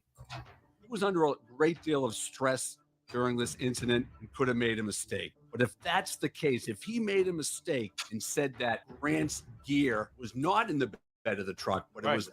You're welcome, Sam. You're welcome. But definitely, man, any of my people get sick, y'all gotta drop a comment, let us know you ain't doing well. Because you know how we are.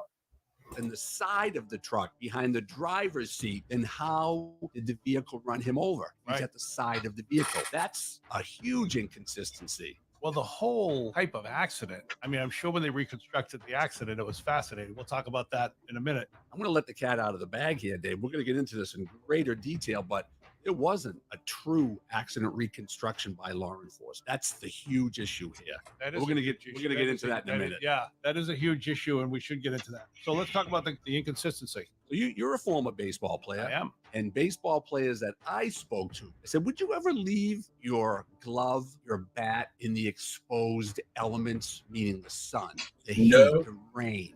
No, you wouldn't. No, you wouldn't. You definitely wouldn't. If it exposed, someone could steal that from you. I wasn't a good baseball player. Right. When I played baseball, I had my glove. It was a great glove, and I was able to do well at third base with that glove when I wasn't sitting on the bench, Dave. The minute I got a new glove, because I outgrew that glove, it didn't have the same feel for me. So baseball players being very superstitious, and those are the tools of their trade, they will protect that. And also, Angie, his mother, said he never left his glove or his gear. And why this is important for anybody that doesn't understand this whole baseball thing is this kid was an all-star athlete. Like this dude was about his baseball. So when you're about your baseball at that level, you take in the traditions of baseball, the superstitions of baseball. That's why what they're talking about is so important. That they're not just bringing this up because, nobody would leave it back there like that. Like, no, a baseball player at his level definitely wouldn't do that. So that's why it's important. In the back, in the open bed of a truck. He always left it in the cab.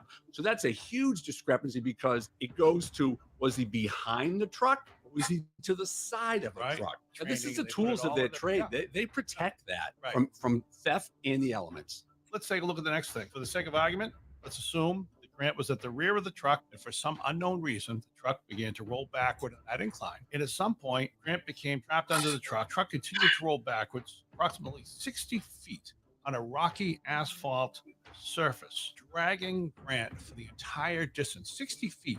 That's a long distance to be dragged. Under a 4,000-pound truck. Now, at the bottom of the incline, the truck dropped a considerable distance to its final resting spot on a large rock-filled ditch on the side of the road. So now Grant is trapped under the truck, more toward the front of the truck, lying on his back, barely clinging to life at this point. So before my question is, I haven't got to see the pictures. I need evidence or pictures.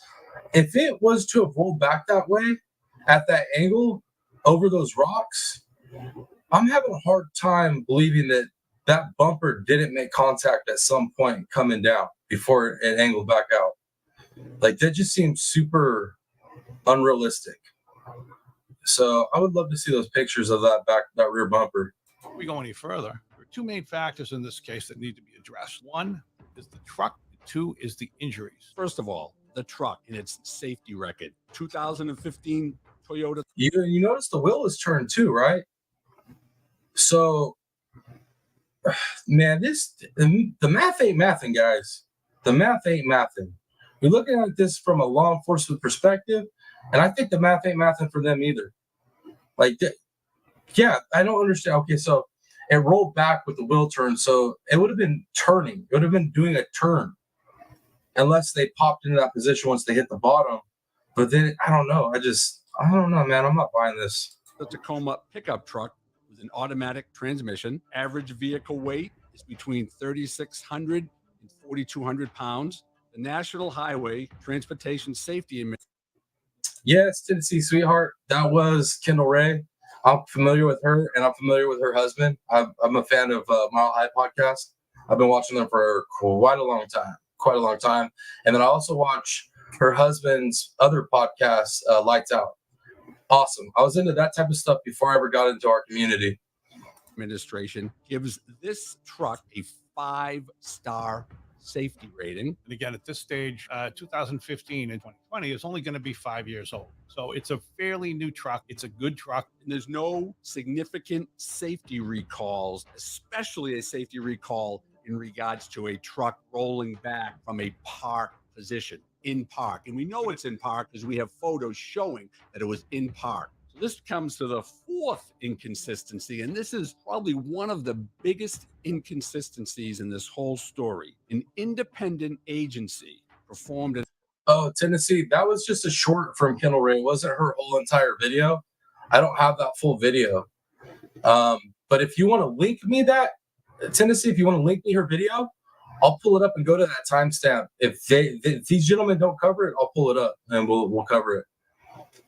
An analysis of Grant's truck found that the transmission parking pawl, PAWL, was not defective. It should have prevented the vehicle from rolling backward from a park or an in-park position. So if it's not defective, then how did it roll? And we've talked about the fact that there were advocates for further investigation.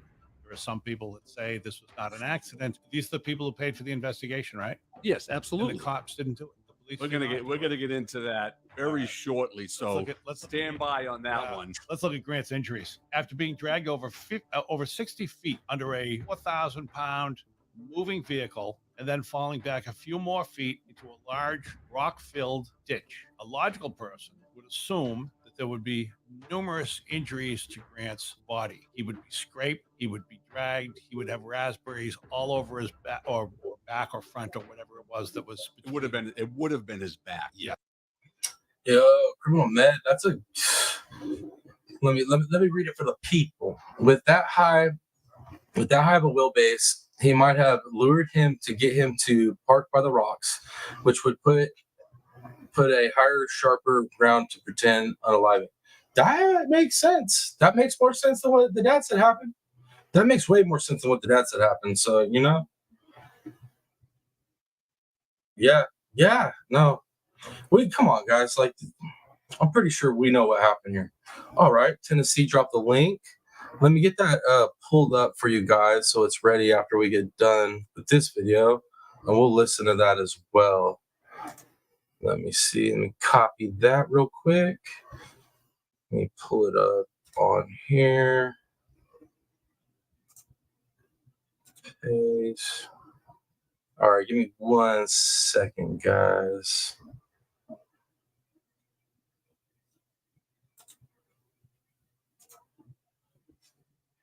All right, let me go ahead and keep playing that while I pull up this link. Yes. Okay. At least the majority would have been the back, but it could have been anywhere, obviously. And he had none. He had no road rash. No road rash. No torn clothes. No torn clothing. No scuffs or torn areas on his sneakers, which he would have put down as a brake. No burn marks from the undercarriage of the truck, even though the truck had just driven, 50 miles, we said? 50 miles, so probably around 50 minutes. So it would have been a hot engine. hot engine. But there were no burn marks on his body. No burn marks. And basically, just to give you a little science behind burns, the average vehicle, you drive it for an hour, 45 minutes, it's going to be around the bottom of the truck. Your catalytic converter, your muffler, the engine block area is going to be around 200 degrees. The outside temperature at that time, at a historical temperature, look back, was around 90 degrees. So that truck is not going to cool down in a few minutes. You want to know how many degrees it takes to burn your body, Dave? Real quick, guys. Actually, I take that back. I just pulled up what Tennessee linked us. Let's go ahead and listen to that phone call, because I don't think these guys are going to talk about the phone call. It has nothing to do with the actual accident. So let's go ahead and listen to this phone call that Tennessee was talking about, and then we'll jump back over. Then we'll jump back over and finish this video. Sounds good? Sounds good. All right, let me catch up in chat real quick before we do that.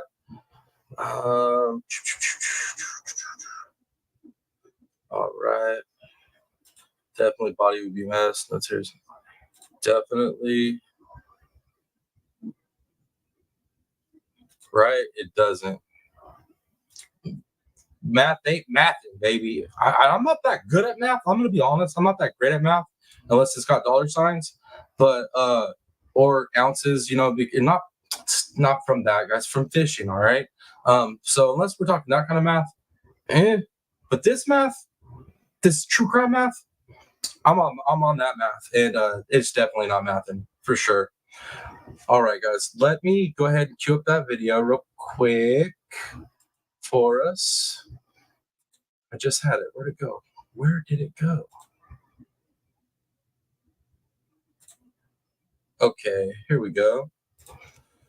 All right, guys, so this is the video, and I got it to the timestamp around about the Tennessee was telling us about. So Tennessee, this is supposed to be that phone call, about that phone call.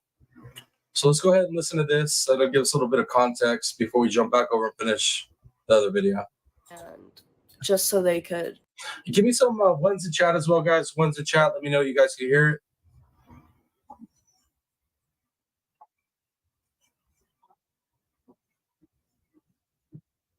Please my dad and let him do what he wanted to do and still have like full control over me. Such adult things, and you know, it's not always clear in a child's mind, you know, even if she's dealing with adult things, you know.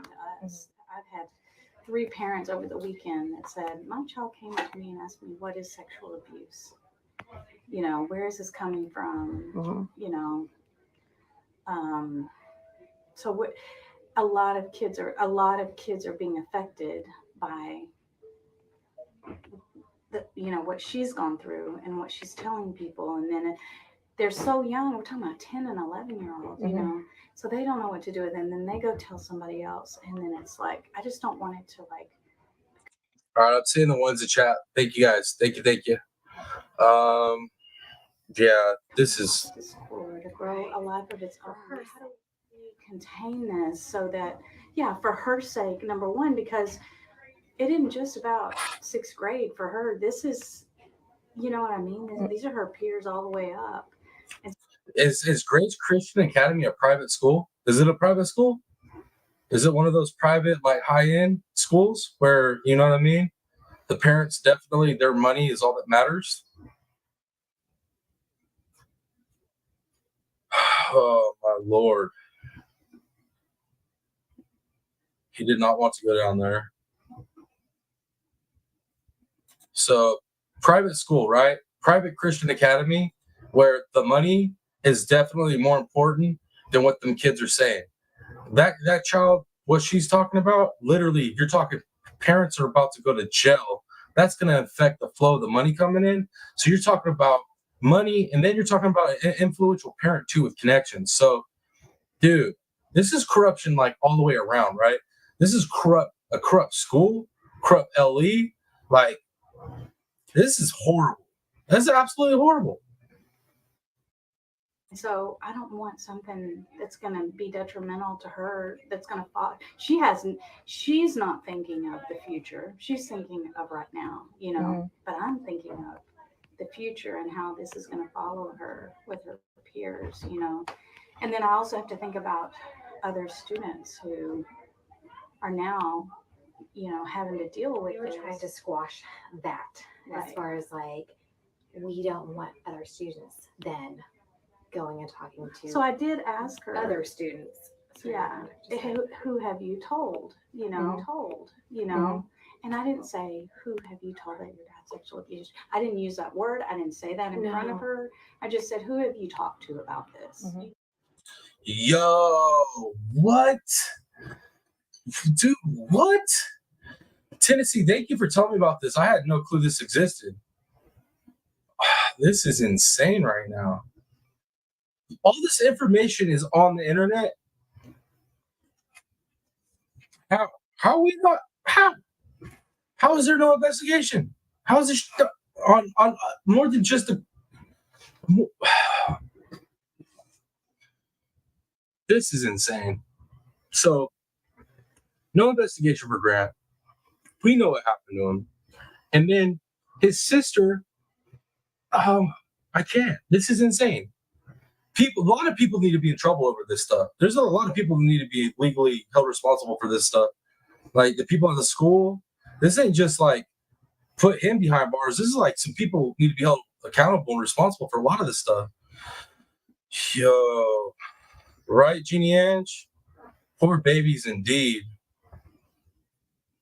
I mean, what do you do when you're born into a family and your dad's got that kind of pull and power and he's a freaking nasty, and there's nothing you can do about it. And then he unalives your brother?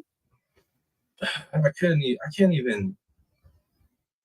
How can you even? I don't even know, man. How do you put yourself in a mindset to even understand what they're going through, what she's going through? Like, From not just a school perspective, but from a mom who's raised daughters, I'm looking at Gracie's next 6 years, not just right now, And the things that are said and opinions that are formed, all of that is gonna affect her.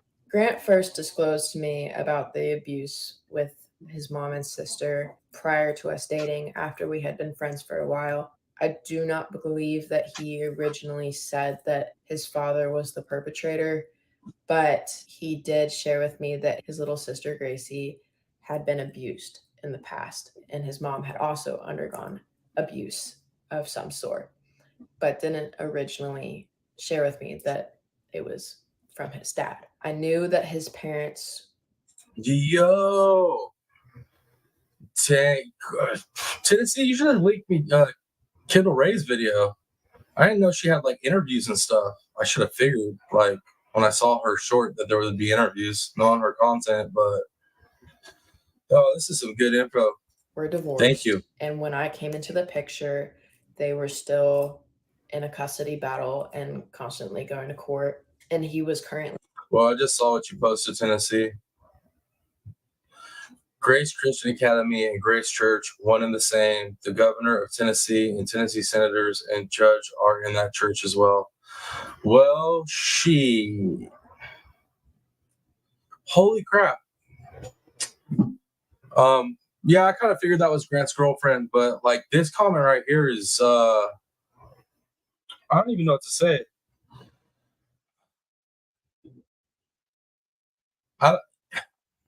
I'll be honest with you.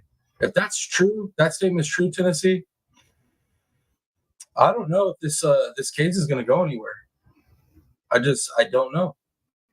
Let's keep listening to what she has to say, though. Residing with his dad. I started catching hints here and there that Grant and his father didn't have the best relationship.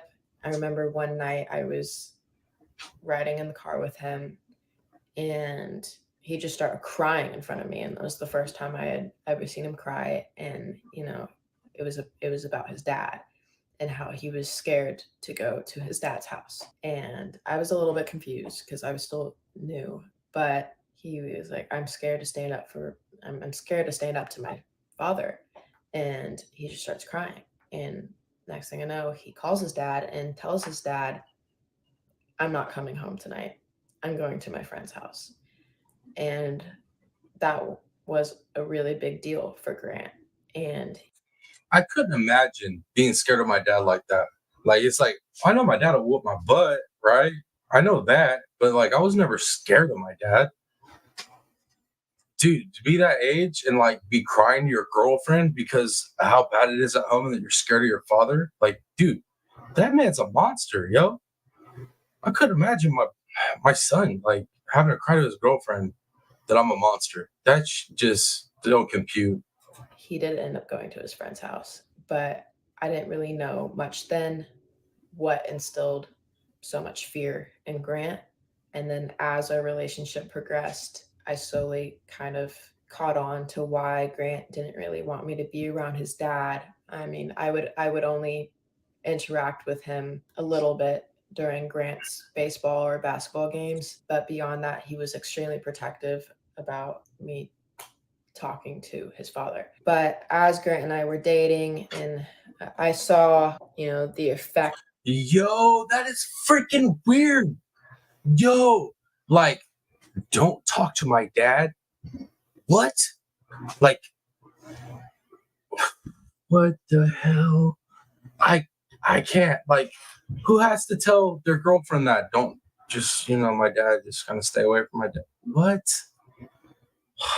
That Grant's dad had on Grant, and Grant became very anxious, and his dad held him to a very high standard, and Grant was crumbling under the pressure of it all, and it was really affecting his mental health and bleeding into his schoolwork and baseball and all of that. That was when I started learning more about Gracie and why he was so adamant about and defensive towards his sister. I do remember Grant saying that once he turned 18, he wanted to expose his father for what he did to Grant and Gracie and his mom. Now, Grant really wanted to keep me out of the drama that was occurring in their home life. So I was, whenever I was around, he kind of used that as his escape from reality. Meanwhile, Angie was not quitting. And at this point, she still didn't have custody. Let me see. Let's see. So, is it any more of her? Was that it for that part of the interview? Looks like that's it for that part of the interview. Tennessee, did you have those other timestamps for? There. Let's. You said they were at the beginning of the video, right? Let's see. Forced to grow up faster than he should have. He juggled to harm him. Hi, I'm Angie Solomon. I'm Grant's mom. To tell you a little. Found it, Tennessee. Sweet, we're getting some interviews in. So thank you for adding to this, Tennessee. Not everybody jumps in on the case they asked me to cover and adds to it. So I appreciate that.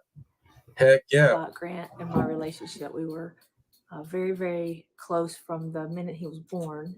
When he was placed in my arms, he looked me straight in my eyes. And we actually have that picture, eyes wide open. It was really that way all the way until July 2020. Good to see you, Hindsights. Good to see you. Even though we were separated for 5 or 6 years by their father, Grant and my relationship never changed. It was always palpable that I could feel him and he could feel me. And that's the same with Gracie too. Grant was, and I have struggled with was and is, but Grant was he was just wonderful. I could talk about him all day. He was obviously so brave. He was an old soul. He had a photographic and an auditory memory, which I was incredibly jealous of. He was such a loving person to everyone that met him. His smile drew everyone. Thank you to my awesome mods dropping the links. Appreciate y'all. Everybody here, if you could smash that like, smash that share, let them know we're here. Come on, let's scroll this. Scroll it. Let's scroll this channel, guys. Come on, help me out. But I will tell you, I just got my report for this last week, my creator report, my analytics report, and we had like somewhere around 38 shares this last week on lives and videos. So you guys rock. I appreciate y'all. Everyone to him, but then he genuinely cared back. He would check on people that he had just met through Snap or Instagram or all these things that everyone uses today. But Hey, Tennessee sweetheart, can you give me the timestamp for the memorial service or for the memorial stuff?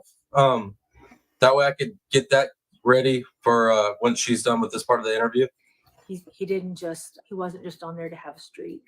He was very funny. He was incredibly spontaneous with laughter and to get people to laugh. And he seems like he always knew when people needed to laugh.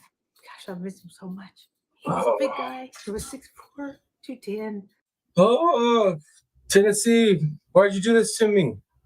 That mama's gonna break my heart. He was a great baseball player, great pitcher. He had 6 pitches. He threw from 5 different positions or stances that he taught himself. He was a dealer. He was a batter's nightmare.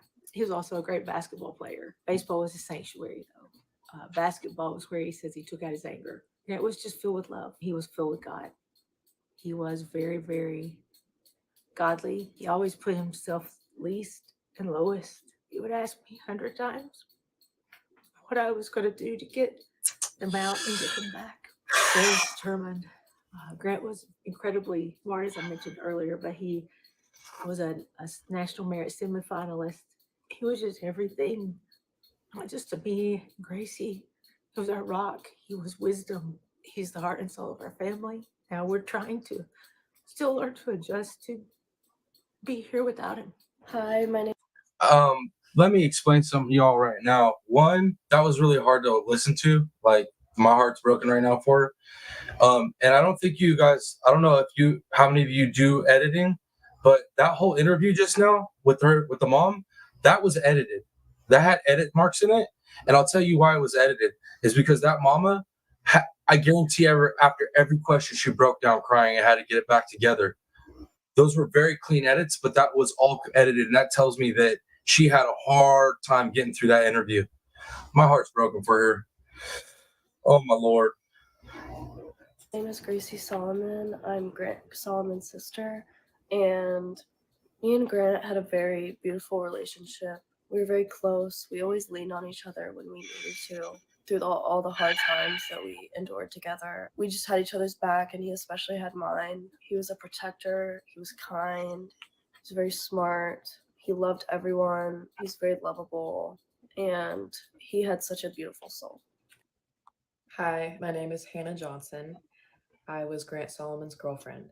Grant and I originally met because we went to the same high school together. Like everyone else, I was extremely drawn to him and his character, and there was just such a light about him. It was hard to go unnoticed. I think the very first encounter I remember with Grant was he was at a pottery place that I was at, and he was sitting down painting pottery with his mom and sister.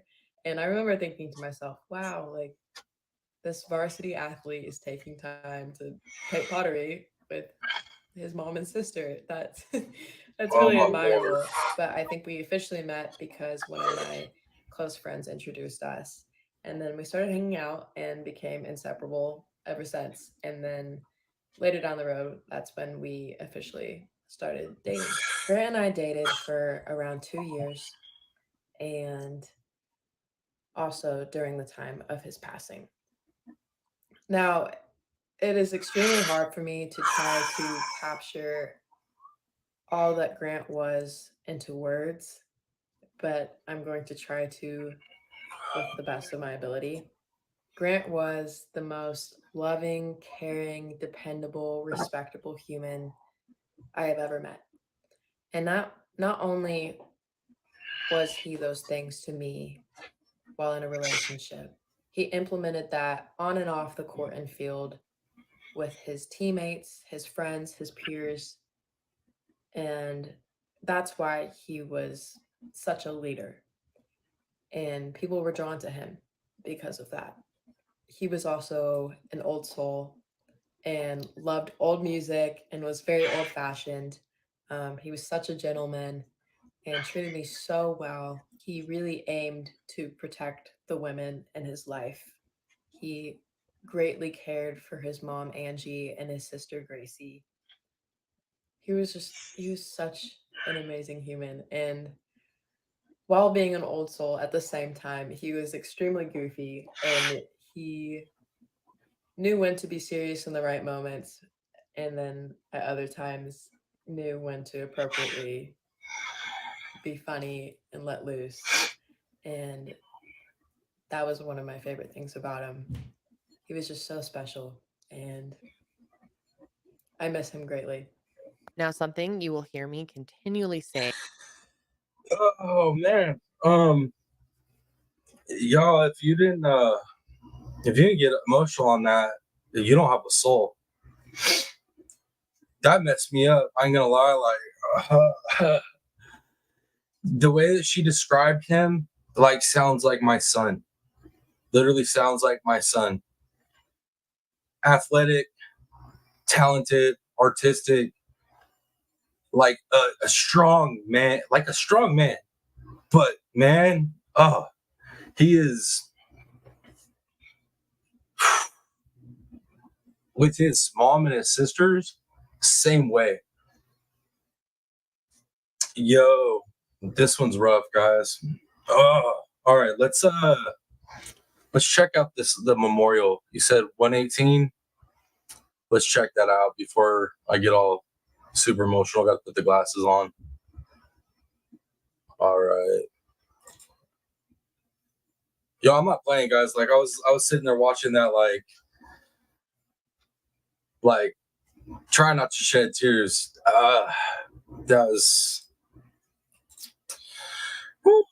rough, man. That was a rough one. I don't even know how Kendall gets through those types of interviews like that, man. She has to edit from her side too, because man, I'm telling you right now, if I had somebody live like that I was interviewing, I don't know how I couldn't stop, like have to stop and like compose myself.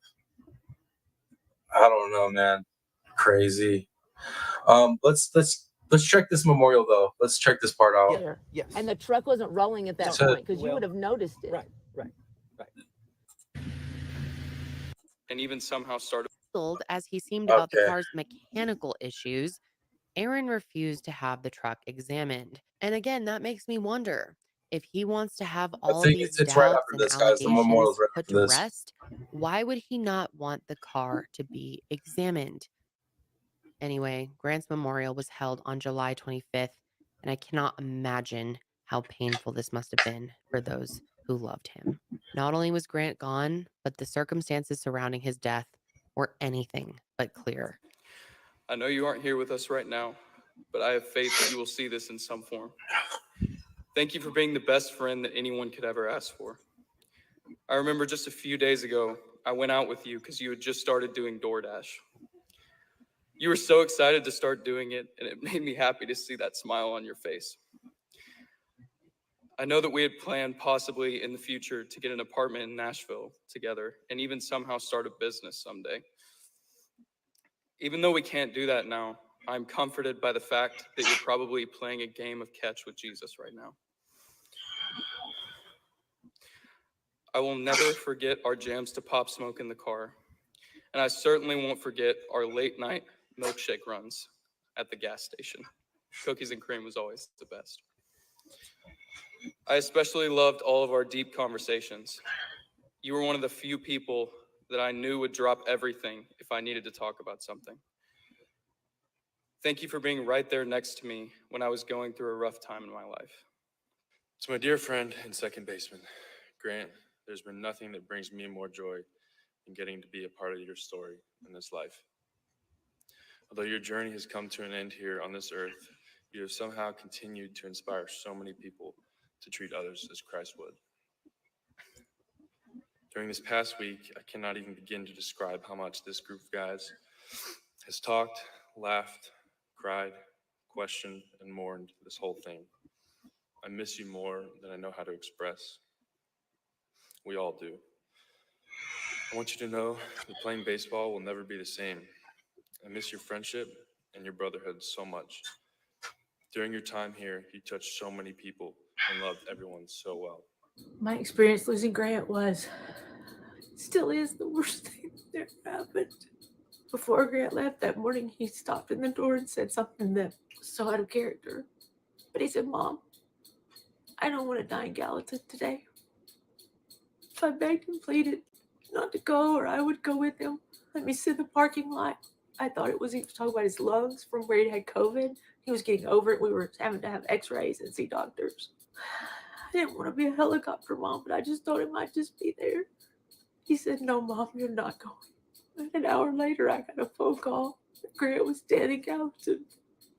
And I still don't know what to do without him. I know Grant was being a hero, and he saved his sister. I know that, but he didn't have to be a hero. I miss him so much. I miss him every second of every day. Tennessee, why you do this to me today? Man, why you do this to me today? I'm about to have to put the glasses back on. Not grief, it's absence, it's silence. I wanted to tell him Oh. something, and I. Oh, yeah. It's going to take a minute after we get done with this live. I'm going to have to decompress on this one. I'm not playing, man. The way they describe it literally described my son. And I can't ask him questions because he's so wise, and I can't. It's wanting him to be there to see Gracie run track, or to have him be with her to give her advice, or just 2-arm hugs. Misses 2-arm hugs. And then they just wiped him off the face of the earth like he meant nothing. Within an hour, it was just, Grant's not expendable. You know, the way I feel today about that, about him 3 years later, it will never change. I will carry it till I see him again one day.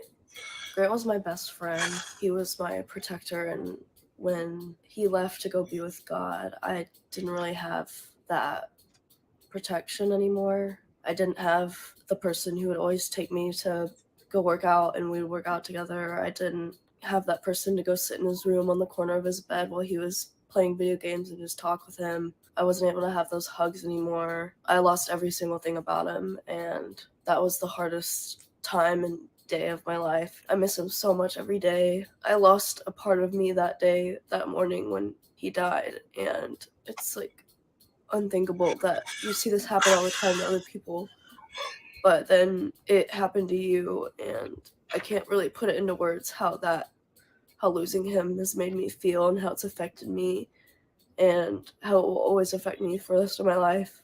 But he was just such a good person, and he didn't deserve the way to go the way he did at all. That part hurts so much to think about too, is how he left this earth, and just the fact that I never get to speak to him for a very, very long time until I go to heaven really hurts. Ultimately, I just want my best friend back, but I will never wish that upon him because he's in such a good place now and he's not suffering anymore.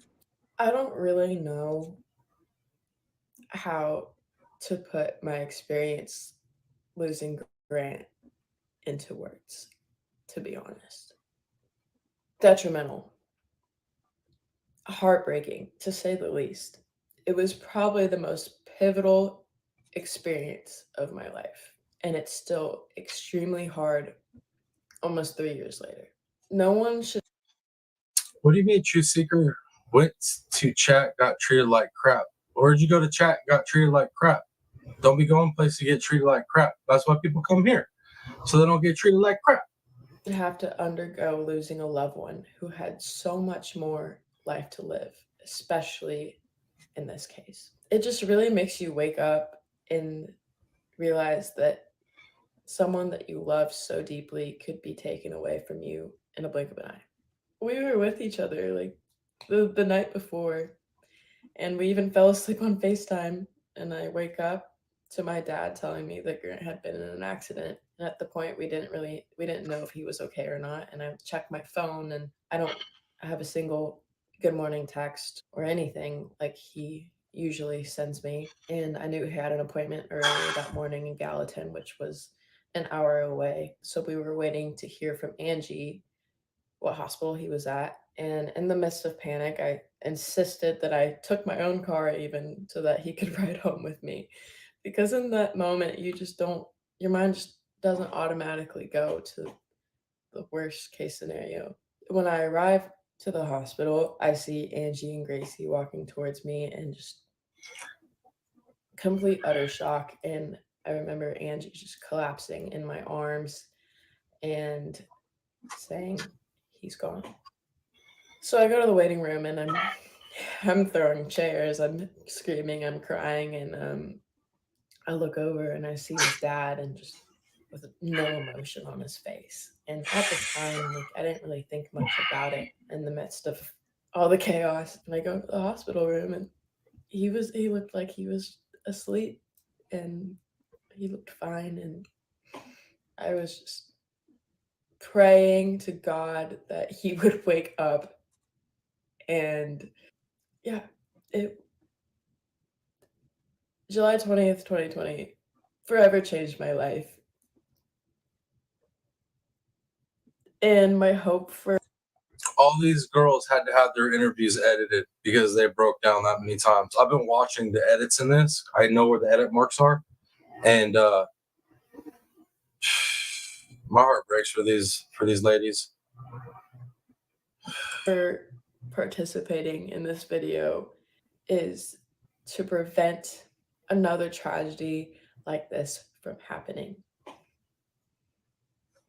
And because the law didn't seem to be on their side once again, Angie has tried to take matters into her own hands. Less than a month after Grant's death, she hired a private investigator. The PI has helped her gain access to what, if anything, was done to further look into Grant's death and the circumstances surrounding it. They were able to access the incident report, the police crash report, and the medical examination report, and some other things. And based on all the information gathered, Angie, Grace, and Grant's girlfriend Hannah, and all their supporters now strongly Yeah, so that was a good picture of the back. So it definitely had to have gone backwards, but it don't check out.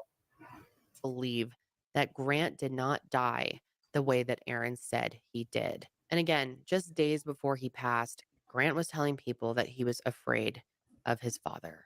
And whether you believe that this was no accident, or maybe you just have questions and need more information to make a determination for yourself, I think we can all agree that Grant's death needs to be properly investigated. For as many inconsistencies as there are in Aaron's story, and with the fact that the crime scene doesn't match any of these stories, there is no reason that the Gallatin Police Department should have closed this. Now, Aaron. So this video wasn't on my agenda to cover this video or review this video, but since we're already here, we'll just go ahead and let this video play out. She's dropping some good information, the information I didn't have. So we'll finish this out and we'll drop back to the other video that we were watching before this. That'll be the plan, guys. That will be the plan. Where is the father? I don't know where the father is, Jeannie Ange, but it sounds like he's free. Sounds like the man's free. So yeah, I don't like that. That man does not need to be free. But I'm gonna start this up, guys, and then I gotta go check on something real quick, and I'll be right back. I'll be right back, y'all. Innocence despite this evidence, but like I keep saying, if you want to clear your name and remove all this doubt, clear the allegations, why not have this investigated? If what you said happened, why are you afraid of investigation? Since Grant's death, Angie, Gracie, and a team of friends and community members have come together in an attempt to get the justice that they deserve, not just for Grant's murder, but for Angie and Gracie as well. However, like I said before, Angie and Gracie continually are shot down at the legal level. In September of 2020, Gracie tried to get a restraining order against Aaron, but was denied. And according to her, Aaron even told Gracie that he was enforcing time with him, whether she wanted to or not.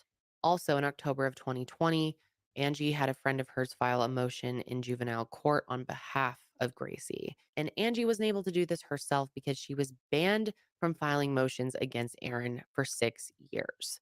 And this motion outlined everything that Gracie had experienced, from the sexual abuse to the neglect. But even with a friend filing this, the court said that it lacked merit and shut the entire thing down. It is in their belief that Aaron is using his connections to sway people in his favor. And when I say people, I mean lawyers, judges, and even the governor of Tennessee, who Aaron supposedly sat next to in church all the time. Now, as for Grant's truck, there is more I can share. After Aaron refused for the truck to be examined, he let it sit in his driveway for a year before he eventually sold it to a scrapyard. And guess what else he did? He reported that the truck had been totaled and collected an insurance payout on it.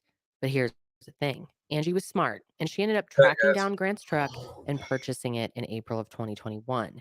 And the car wasn't totaled. With the help of her people, Yes, Jeannie Ange. That's where it happened. We cover a lot of stuff that happens out in Tennessee in our true crime circle of creators. A lot of Tennessee, a lot of Florida. You know what I mean? A lot of Tennessee and Florida for sure. Angie was able to determine that Aaron had committed insurance fraud. Now, it has been said that this fraud could be looked into at the federal level. So if nothing else against Aaron sticks, then maybe this will. But let me go back to the truck because there was some interesting data there. And even though it had been over a year since everything happened, she still had a forensic analysis performed on it. And this is all wildly technical, especially for me. We all know I don't know much about cars, so I'm just going to summarize what the findings were. After 2 full examinations were performed on the truck, it was ultimately determined that there were no mechanical issues that would have caused the car to spontaneously roll backwards. There was literally nothing to suggest why Grant's truck would have backed over him, assuming he put the car in park when he got there. Now, Aaron has said that he must not have put his car in park. But here's the thing about that. The car was found in park when first responders arrived. So unless he got in there himself to put the car in park. What? It was in park? It was in park. And check it out. He had testified, that dirtbag freaking sperm donor, he testified that he didn't go down in the ditch. So if he didn't go down in the ditch, how in the hell did that truck get in park? Like, what? Wasn't in reverse, wasn't in neutral, it was in park. How? How? Did it just magically pop itself into park? It was like, oh, I'm done parking myself. No, that's not how it works. It's not how it works. This theory doesn't make sense. But even despite all of these findings, nothing has been done to determine if Grant actually died the way that Aaron said he did. And this means that Gracie is still at risk of ending up in Aaron's care. What the or at the very hell? least, still being forced to spend time with him. And with that fear, she decided to go public with a video titled Gracie's Story, A Cry for Help, which is on YouTube, and you can watch it yourself. I will link it below. Yo, Tennessee, we gotta watch that. It's like 18 minutes. Let's watch that. Y'all want to watch that? I want to watch that. If Tennessee, if one of the mods can drop me that link, can find that one for me, Gracie's Story, we'll pull that up. Below. This video was the first time that she spoke publicly about the abuse that she endured at the hands of Aaron, and she shared how truly terrified of this man she is. And her bravery and courage is a huge part of the reason that I was able to find her family and work with them to tell their story. Now, unfortunately, this video received backlash from the court, and it resulted in Gracie being forced into DCS custody for about 6 months. What the? Did she just say that, guys? Did she just say that, guys?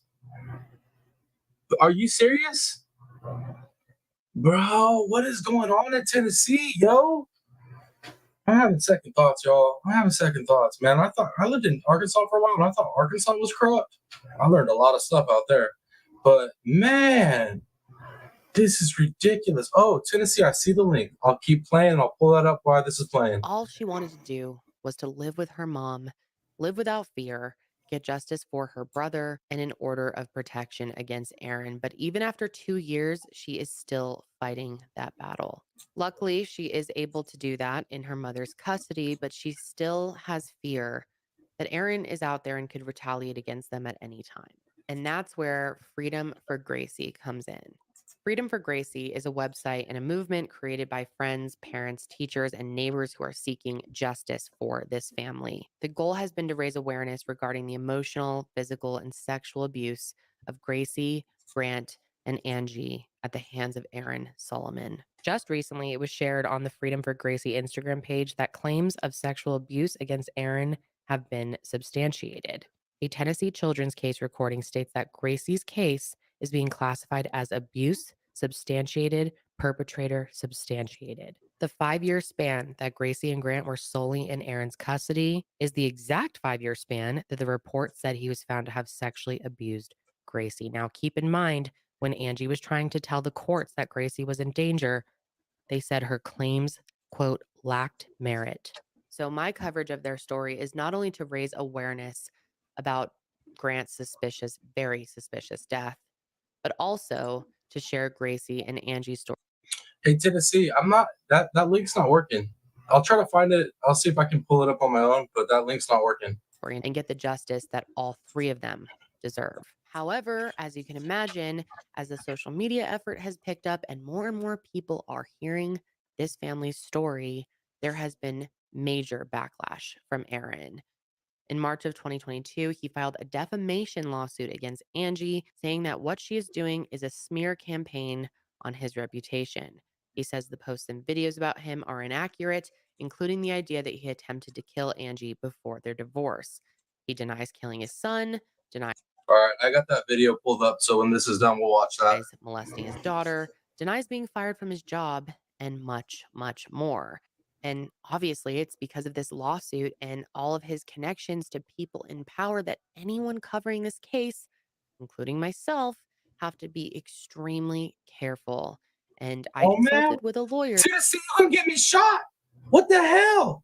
No wonder nobody else wanted to cover this for you. You trying to get me in trouble, Tennessee? I don't need that. My life's already crazy enough. I don't need that. Before I recorded this episode to make sure that my wording puts me in the best possible position to defend myself if I need to. I'm not going to lie, covering this case was a little... Yo, I already said stuff. I'm in trouble. I'm in trouble, guys. I don't plan on unaliving myself ever. Just saying. And I'm really happy with my life and who I am. And I was just putting content out. It was all entertainment. I didn't mean any of it. Little scary for me, but I did not want that fear to stop me because this family needs help. They need justice. They need protection, and they need support from people like you. Angie and Gracie have expressed that they are still scared of what Aaron is capable of, and unless they have the resources to go after him from many angles, it's possible that this will never stop. I mentioned previously that a crime scene reconstruction must be performed. That is absolutely crucial. Considering that Grant's wounds were not consistent with being dragged 60 plus feet down a concrete hill into a ditch, it should be a bare minimum that a reconstruction of events is performed. They also need to hire people outside of Nashville to look into this further and look into Aaron's story of what happened. This don't sound real positive, guys. And basically this story would have to blow up so big that the people in power that know this guy want to disown him and not have anything to do with him. This would have to hit a national stage. People would have to question this on a national, like, big time level for the people that back this demon father to drop their allegiance with him, drop their loyalty to him. I don't know, man. I don't have a really good feeling about the outcome with all this stuff. I don't like it, guys. Just like we saw with the Murdaugh case, the Good Old Boys Club is a real thing, and that is going on, in my opinion, here. And the only way to tackle it is to bring in people from the outside who have no stake in the game to give this a second look. And in addition to investigating Grant's suspicious death and coming after Aaron from that angle, Gracie has so bravely decided to take him to court on charges of sexual abuse. And I am so proud of her for doing that because it's not easy. It is scary. At just 16 years old, she has hired her own lawyer and is going after her own father, which is... Get that mother trucker. Get that mother trucker, girl. Prayers for her in this battle. Prayers for the mom. Prayers for the whole family. Oh, my Lord. Something that no 16-year-old should have to do. But I am damn proud of her for doing it. But this is where they need your help as an active true crime viewer to take steps to help them achieve their goals. And the main thing that they need here is money. Money is just what it takes to make this stuff happen. Angie and her lawyers have created a nonprofit called Grants Army, and it's a tax-deductible organization where donations can be made to help them achieve justice and freedom. All donations made, big and small, to their GoFundMe will be filtered through this nonprofit, and those resources will be used for lawyer fees, crime scene reconstruction efforts, and more. I mean, they are going up against a system where bad guys protect bad guys. That is the bottom line. They're going to need to hire the best of the best to even attempt to take him down. And quite frankly, the more resources they have, the more people they are able to get involved and help them. They're gonna have to get this story in front of like the right attorney that just has like a big ass heart and a giant ego. That's like, man, I don't like what happened to this kid, and I want to take somebody down. It's gonna take somebody stepping up, definitely from the outside, to do this. But dang, man, finding that person, that's gonna be a challenge in itself. Feeling very Criminal Med says, feeling very frustrated with this one. I'm right there with you, Criminal Med. This is a frustrating one. Also, Criminal Med, did she get emancipation? I'm not 100% sure on that one. Okay, Tennessee knows though. No, but she finally is able to live with her mom again. That's a blessing, a small blessing. God bless her every step for justice for this girl and her brother and mama. 100% hindsight. 100% prayers to this family. Them find justice. Now, like I said, if you are not in the position to donate, which I completely understand, there are other ways to help that are free. There are several social media pages that you can follow to keep up with their story, and even a petition that needs signing. I'm going to have a link tree posted in the description of this video. Do we stop the link for that petition? If we stop that link, we should drop that link again for everybody that's here right now, and anybody that's, on the replay gang, because I know a lot of people love to, read the chat as they're watching the replay. So if we get those links in there, that'd be great. And by clicking that link, you will be directed to a variety of ways that you can get involved. And I highly encourage you to do so. Some of these things will take you seconds. It includes a link to a petition asking for Grant's case to be reopened and investigated, a link to Angie's social media, a link to the GoFundMe, and more. Maybe there's someone out there that lives in the area in Tennessee and could possibly help Angie, or maybe someone even outside of the area. Who knows? Anyone who's able to help and can get in contact with Angie via social media is highly encouraged to do so. Also, the website Freedom for Gracie, and that's 4 as in the number 4, is an excellent way that you can stay up to date on the story, and I highly recommend that you check it out. Now, lastly, it would be really beneficial to get the attention of Brian Enton, one of my favorite reporter over at News Nation. Brian's cool, but I'm more of a Vinny guy. You know what I mean? I think Vinny's the man. You know what I'm saying? And then what's the young good-looking dude over at Law and Crime? Does the sidebar. Why can't I think of his name? I like that guy too. Get those 2 dudes on it. Brian's okay, but I think get them other 2 dudes on it. Brian, if you ever see this, I look up to you so much, and I know that you could help massively in. Is she using this as an excuse to be able to fangirl on him?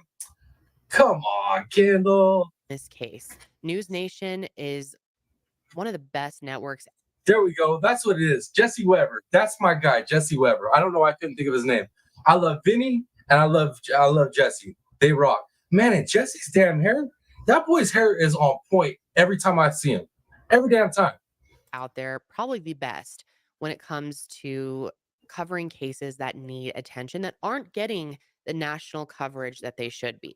Brian is known for his impartial coverage of extremely sensitive topics. So we need your help getting Brian's attention. So I have composed a tweet that you'll find in the description box that you can easily just copy paste into a tweet it out right to Brian. And maybe the more of us do that, the better chance he will see it, and this case can get additional national coverage. However, I do want to stress that the top priority here is donations, and that GoFundMe is vitally important. So even if you're able to donate $1, it makes a difference. I would just like to say thank you for everyone.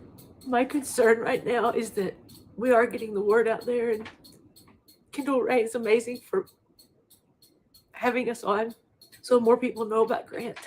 No one here in Tennessee is even acting like any of this national attention is even going on. And so that's left me. There's no doubt that I'll have to do an independent investigation, an independent outside of Tennessee investigation, exhumation and autopsy myself, and an accident reconstruction. And that is why we set up the GoFundMe, so that donations would help me do that. I am a pharmacist, but I do have Gracie to raise.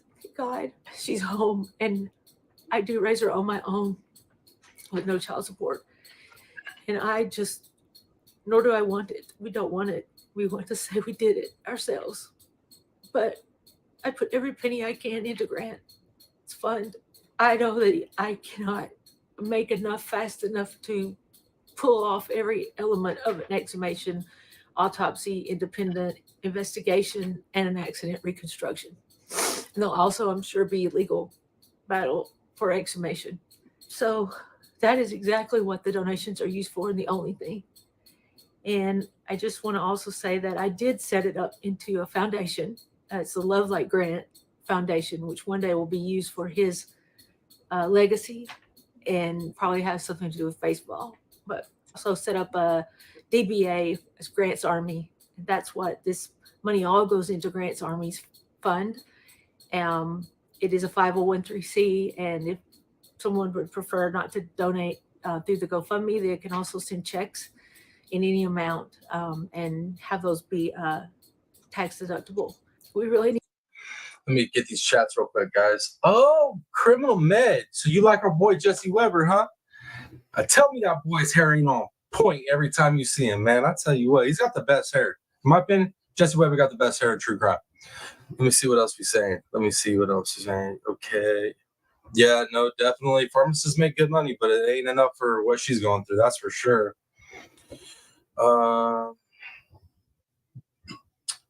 And he wasn't cremated. He was not cremated. See, that's what I was like hearing all kinds of stuff at the beginning of this. It was like, the truck was totaled out. The body was cremated. Like, so how quick misinformation can flow. Need your help. No one here is going to help. I need your help. Hannah needs your help. Grace needs your help. But most of all, Grant needs your help. And then I promise I'll make sure all those things are done. And we'll find justice for him. Right now, I just want to say that it's not easy going through all of this and still trying to fight this every day. And I just wish that justice would come faster, because it's very much deserved in my family, for my mom. Joey Dope, why you watch the video before us? We're going to watch that next. All right, though. All right. My brother and myself. I just want justice for my family, and I'm going to do whatever it takes to make that happen. It's so beautiful seeing other people support and continue to support us when all we've gone through is just so much negativity and ultimately just like abuse in many different ways. And it's nice to see people having your back and loving on me and my brother and my mom, who were never really fully loved to the point that we deserved. And I hope that soon there will be justice for myself and my brother and my mom, and that the church, the school, my father, most importantly, his family, my mom's family, everyone that has been against us will no longer have the opportunity or ways to fight us. And they deserve to go down, and they deserve to never be able to speak about us or fight against us ever again. I just want to feel peace, because I've never felt peace, and that I will never be able to feel peace unless he's gone. My dad's gone. I can say that confidently, and I just want justice for my family. Yo, this little girl is strong. She is a strong little girl. I know she's not a little girl, but she's a little girl. Come on. But the strength that one has in her, man. Whew. She holding her mama together. She is. I know this video is long. I know this was a lot of information to go through. So for those of you who made it to the end, I sincerely want to thank you for taking the time to listen to this family's story. Angie and Gracie are still facing an uphill battle, and they want justice for Grant, who so deserves justice. I know that my audience can help make a difference in their lives. I've seen you guys do it before. I've seen how fired up we can get and get loud and really. What? I just saw that comment. So, yeah, I know we skipped around. I was just trying to get the interviews and stuff. I didn't want to cover her whole dang video. That wasn't even the plan. But sounds like a true narcissist, you know, a sociopathic narcissist, to be able to turn Angie's family against Angie. That goes to show you exactly what type of person we're dealing with here. Absolutely horrible. Really stand up for people that have been abused and abused by the system as well. I deeply believe that freedom and justice is on the horizon for them, and I really think we can help them to get there. I know this is getting to be really long, so I'm going to wrap it up. Thank you for listening. I will be back next week, of course, with another case, but until then, peace out, Kendall. Thank you, Kendall. Y'all, if you don't know about Kendall, right, go check her channel out. She's dope. She's dope. Most of y'all probably like her. Give her a little thumbs up for this video since she let us use it without her knowing she let us use it. Hopefully she don't flag me later. Yeah, but let's go ahead and pull up Gracie's story. So let's pull up this video that changed some dynamics.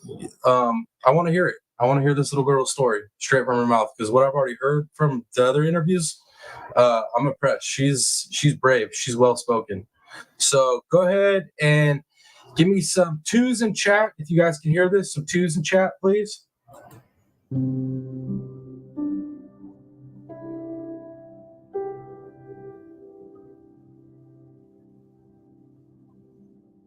And trigger warning, obviously, this is a triggering topic, definitely. So trigger warning, guys. And I see the two, Jeannie Ange. I appreciate you. I appreciate you. Oh, hindsight. So you already know Kendall, huh? You already know Miss Kendall. All right, all right. Thank you, hindsights, for the two. Let's keep rolling, guys.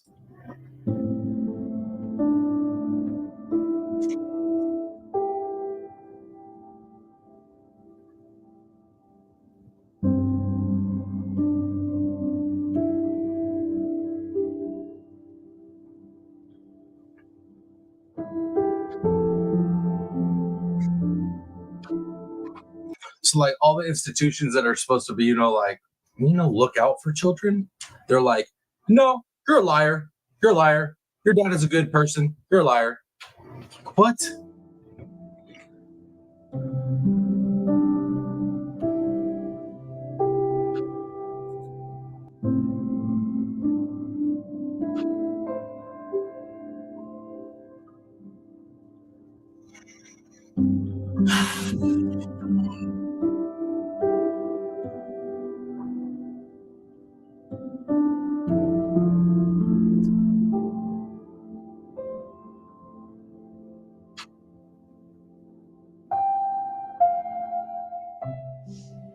My name is Gracie Solomon. I'm 14 years old, and I'm here to tell my story. I just want to say before we get into any of this that it's coming straight from me. It's all me, and no one else is telling me what to do. My brother died protecting me from my father, Aaron Solomon. My father's a monster. It makes me want to vomit. I've been minimalized, but now I've found my place to be able to tell you that my father raped me, hurt me, and I'm not going to be a victim of this monster. He's a rapist, he's a molester, he's a liar, and he's a killer. I hate my dad. I'm absolutely terrified of him. Thank you, Tennessee. For everything he's done to me, my brother, and my mom. I don't want to call him my dad anymore. He's never listened to me. He's hurt me sexually, physically, and mentally. Her cadence, the way that she speaks, is like my middle daughter.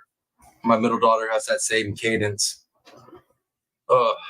He has caused so much pain for my family. He has tried to manipulate me and has manipulated others, and it has worked. Ever since I was born, my dad has done awful things to me. First, he never let my mom bathe me. It was always him. So by not letting my mom come in at all, it meant that he could do anything to me. I would always tell my mom I felt like I was. So he was like conditioning her, grooming her from like a baby. From being a baby, he was conditioning her. Like, what the? Oh. More like a wife than him instead of his daughter. He would always bring his phone to the bathroom with him. At the time, I didn't know it, but I strongly believe he was taking pictures and videos. I had to learn to hide my body from him by flipping my hair over because he wouldn't leave me alone while I was showering or getting out. He would make excuses like me needing a towel or my hair was hard for me to wash on my own. So he would be able to help me. He was a sick person.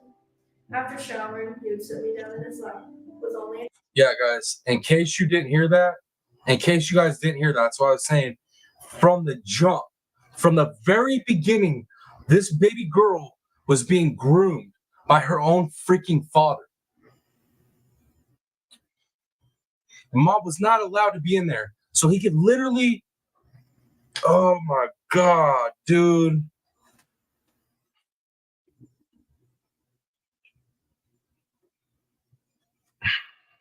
A towel to brush my hair. I'm going to share this story to the community page, guys. I'm going to share this one to the community page because like the whole story needs to be out. But dude, somebody empowered, somebody with money and pull and power needs to hear this story. And then get the whole story. Because after that, I feel like that's what's going to get this family help is the right person with the right power and knowledge and pull to hear this story. He brushed through my hair so aggressively, I would sometimes cry. I had terrible scars from that, and they are still somewhat visible. I even remember taking a bath as a young kid, probably first grade, and him washing me with the Dove bar soap completely up and inside of my privates. I know now that it was probably his hand, but I was too young to know any better. All of my grandparents knew about the abuse and still supported him. When I was at his house at night, I would sometimes feel like I couldn't control my body, or I would get sleepy and wake up in my dad's bed. One night, I woke up with rashes on my inner thighs, both, and my privates also burned frequently. One of Grant's friends remembers looking over the upstairs railing and seeing my head slung over, and Dad wrapping me in his lap. Sorry. That's what I'm talking about, Tennessee. Somebody like that. Somebody is I agree. Somebody like that.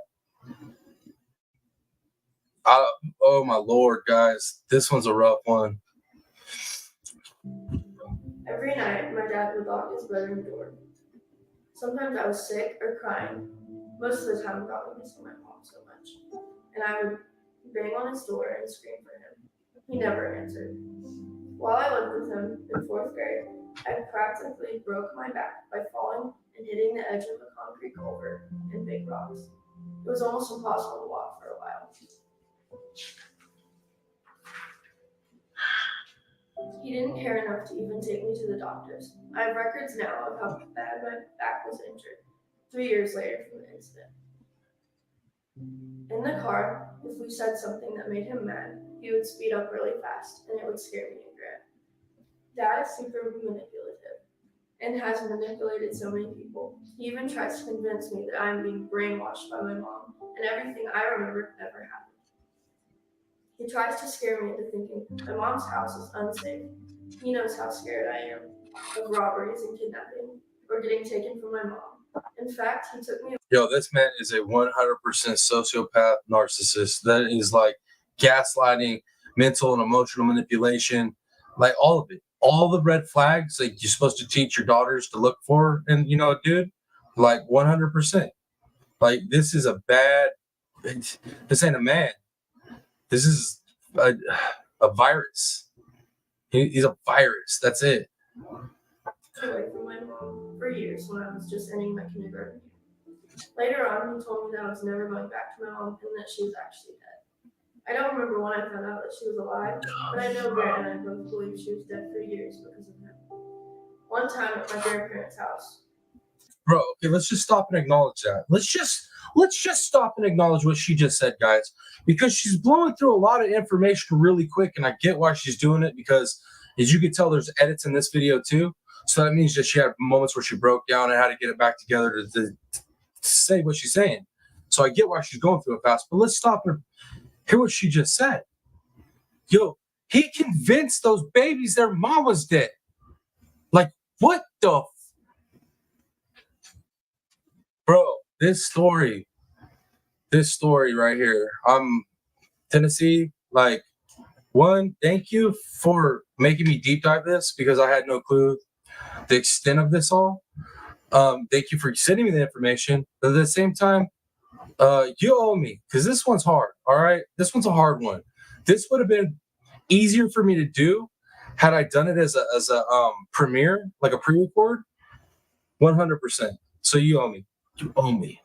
Just playing. You don't owe me nothing. My dad's parents. I remember hearing my grandpa say to Grant that he wanted to kill my mom.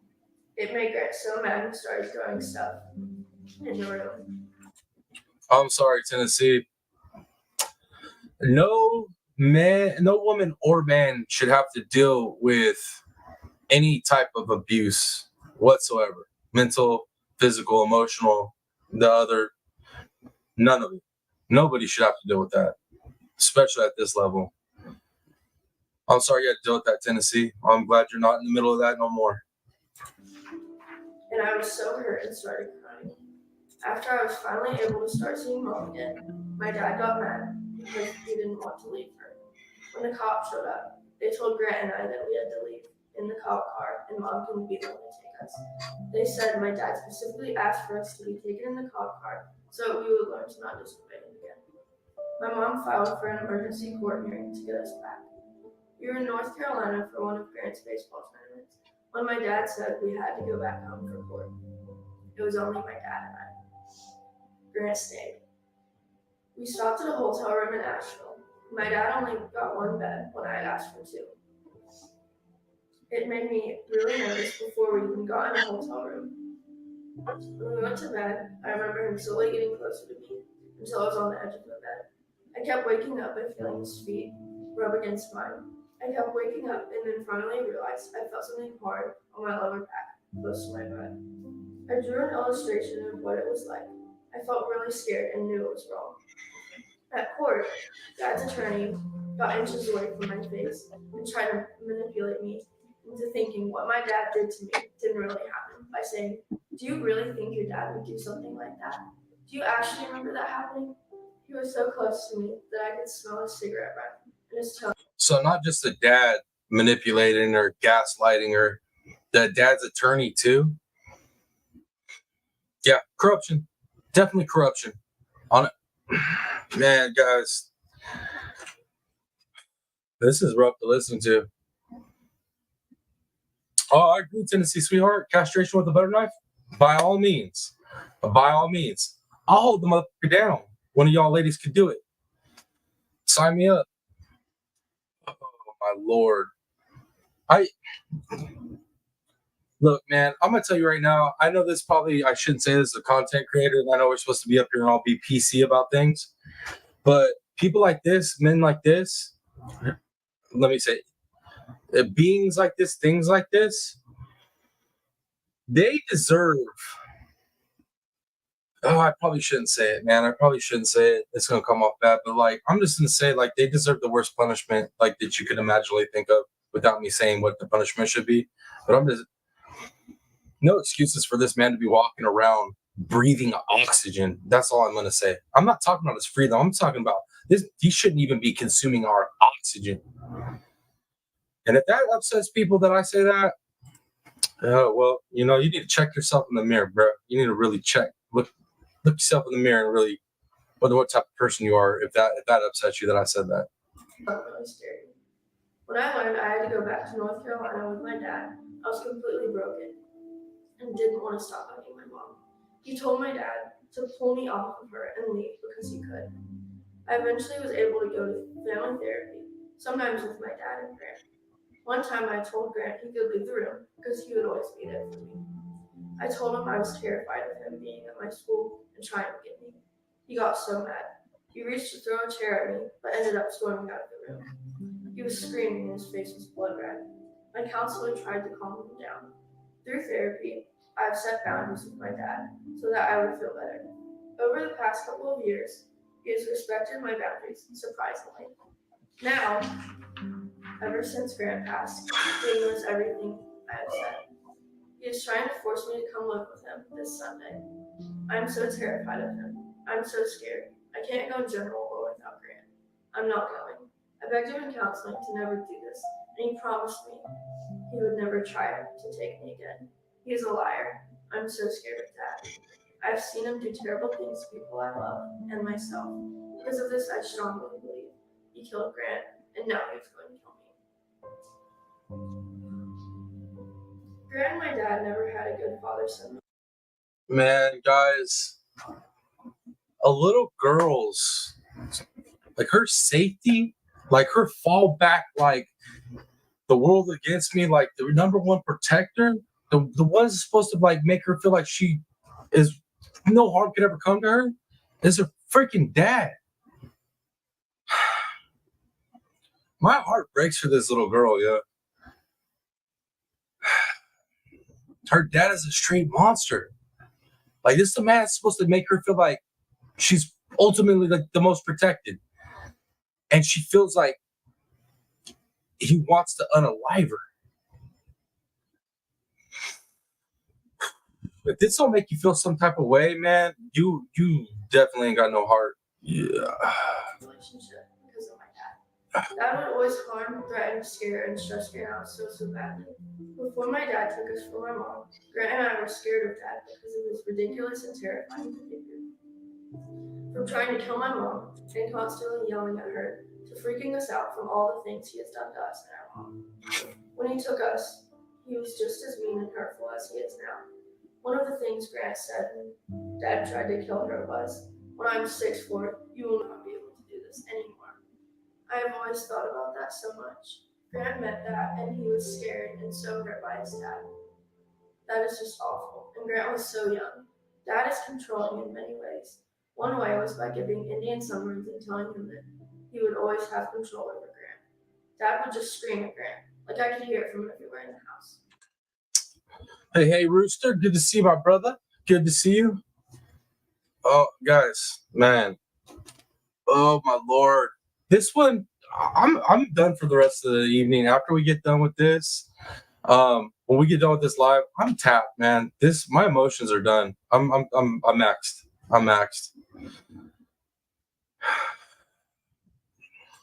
It was awful. One time, Grant and I were watching TV together, and all of a sudden, Dad comes up and grabs Grant by his shirt, pulls him up, and just yells at him in his face.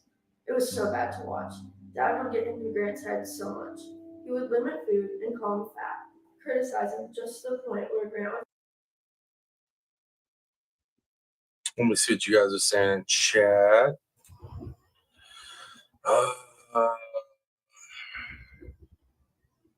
Yeah, she broke me, bro. She broke me tonight. She broke me. And Roost already knows what I got going on in my life. I already got enough going on in my life, yo. Tennessee she hit me up with the emails like, I need you to cover this case. Nobody's, covering it in our circle. Like, trying to get other people to cover it. Nobody's covering it. And then I've heard about this case. I brushed over it lightly before, not on the channel, but just, researching. And she got me deep diving this case, brother. And I'm going to tell you right now, it's heartbreaking, brother. Heartbreaking. I can only imagine. Man, always something popping off in that area of the world, too.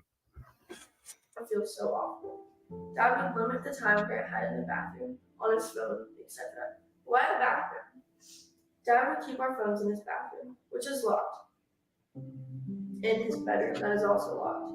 Dad never wanted Grant to be around Hannah, his girlfriend, or any of his friends. My dad even kept college letters and threw away some of the ones he didn't like. One of those multiple could have been what Grant wanted. Dad only wanted him to go to Ivy League schools. Dad also used Grant's truck as a way to control him too. Grant was so scared of him. He would apologize so much that if he did anything wrong, like if he was late to hit or if he was too sick. He was scared Dad would get mad. Even if he missed a day of school, the whole rest of the time he was worried about Dad. The day my dad took us, Grant tried to get out of the car to jump out to get back to Mom. When he tried, Dad grabbed Grant's wrist so tight, Grant thought it broke. And recently still, I would notice Grant touching that same wrist.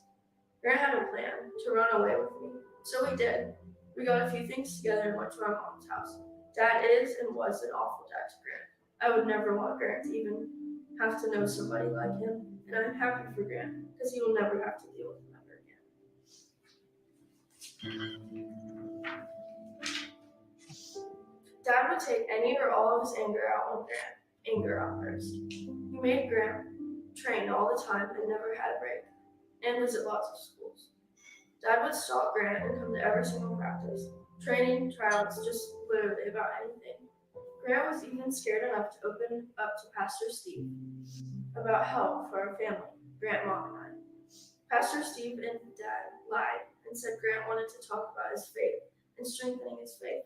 That was said during the funeral, even though Mom and I have always known he went for help because he told us. Grant was my protector and my mom's. I didn't realize how much he protected us. However, now that he's gone, my dad is attacking me again. One of Grant's great friends told me that Grant had plans to reopen and testify for me and him again in court as an adult. A month after his 18th birthday, he had mysteriously died. I want my dad gone. This was from November 24th, 2020. Yo, multiple times now, she does not want her dad to exist.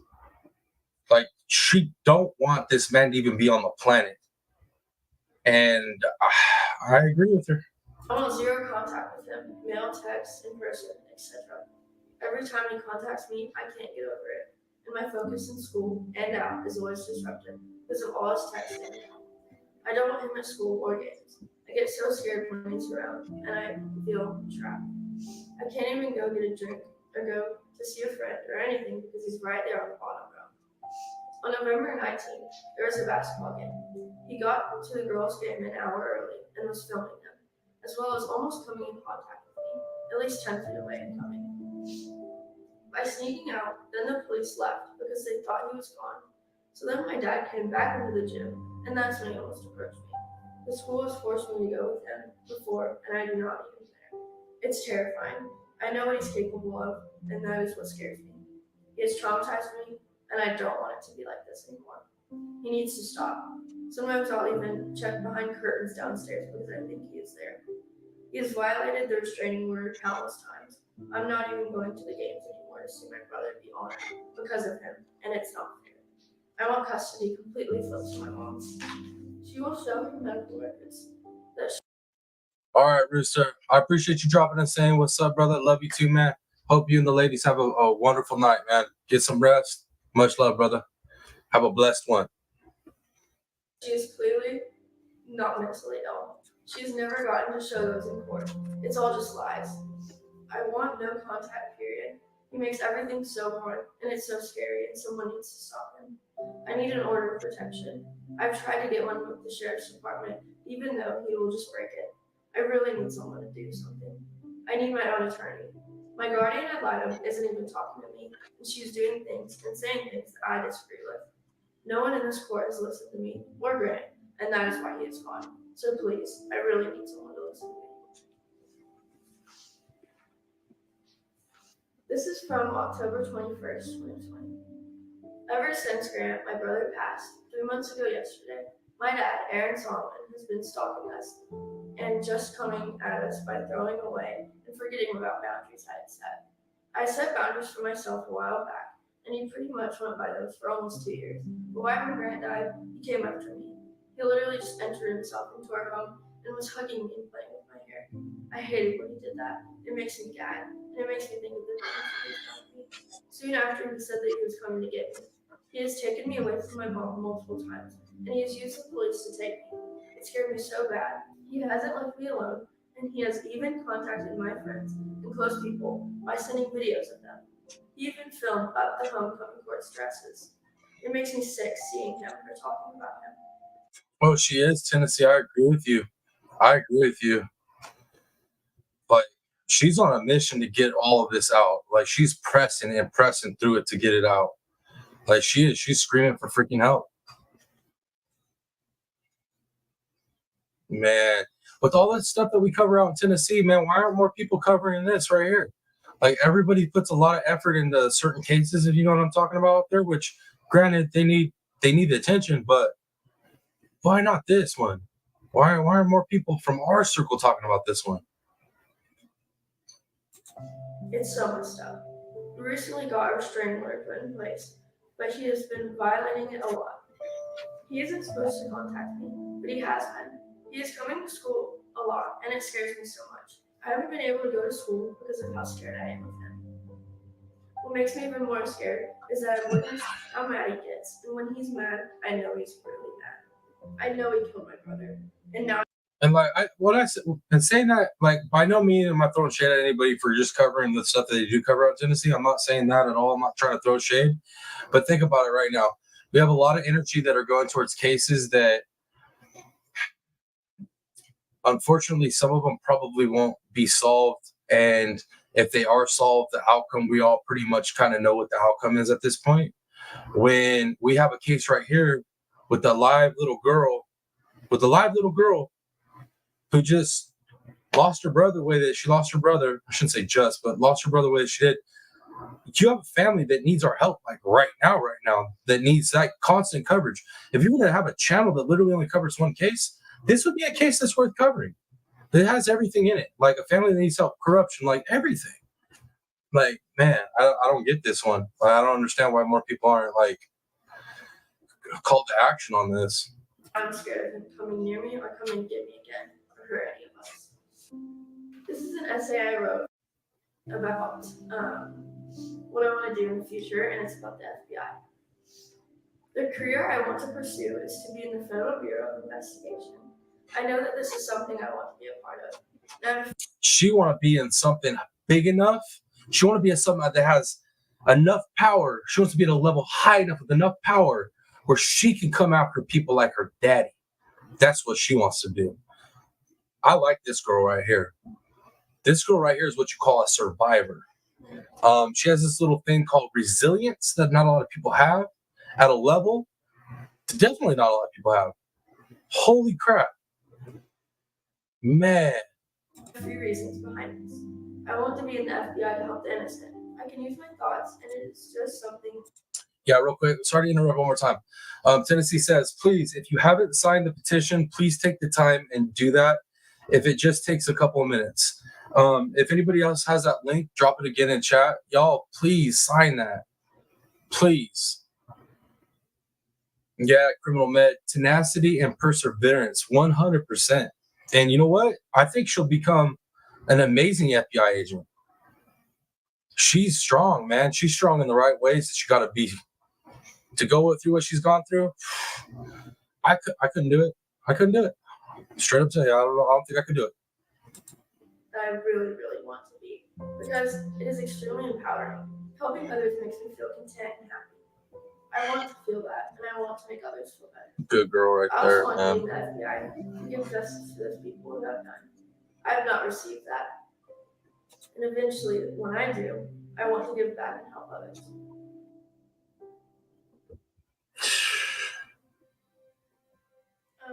Well, I mentioned that I want to help others, especially women and children in the same situation, and I want justice for myself and my mother and my mom. Yo, I got goosebumps, y'all. She just hit me hard with that. I mean, that's what I stated before she stated, was like, yo, she wants to be in a position where she can go after people like her dad. That's what she just said. She wants to be able to help other little girls. She wants that power to be able to go. And she doesn't want to be a victim, and she wants to go help other victims. Some people get stuck in that victim mentality and let it ruin their whole life. And I don't think this little girl's going to do that. I think she's going to grow up to be a powerful young woman, or a powerful woman, and make some change. But God bless this little girl.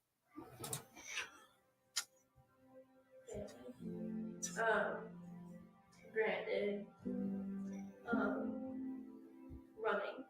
running's a big thing. I love track. and just friends, just in God.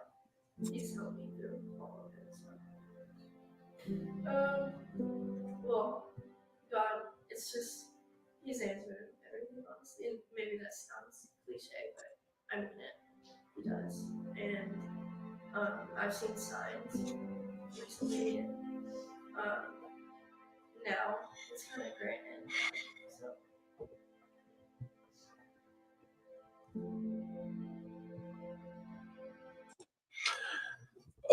Hey, Mr. Richkin, good to see you, brother. You missed, yeah, you've missed some stuff, bro. Definitely, if you could rewatch this one, it'd be worth watching it. You could skip through all the Charlotte Sena stuff because I'm sure you already know about all that. But if you don't know about this case, brother, pick up after we touch on the Charlotte Sena case. Pick up after that, and if you don't know about this case, bro, at the end of this live, you'll know about it. But I'm just prepare yourself, though, brother. I'm just gonna tell you right now, as a man, prepare yourself, because this one will break you, man. This one will hit you in the feels. I ain't even gonna lie, I've had to put the glasses on a couple times during this one because I feel myself be tearing up and stuff. But yeah, that was my trigger warning for you, though. Replay crew, I mean, man, I hope you caught the trigger warnings yourselves, because it's been like that. Let's proceed.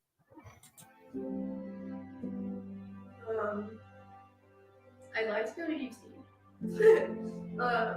and run track. That's something that I really want to do. And maybe I can go ahead and look into maybe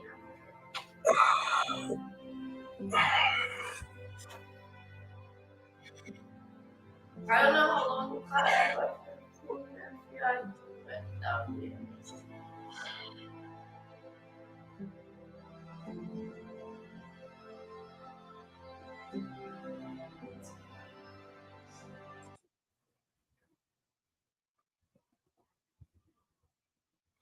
And Mr. Michigan, yes, it's about him, but it's about his sister too. So this live, kind of like yesterday, how I had a live plan.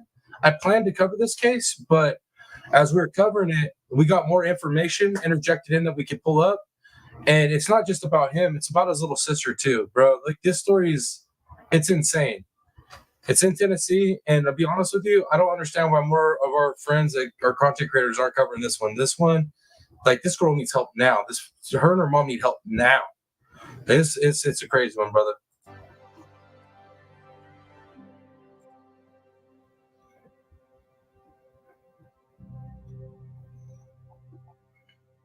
For me, freedom looks like just that nonstop feeling of fear just goes away.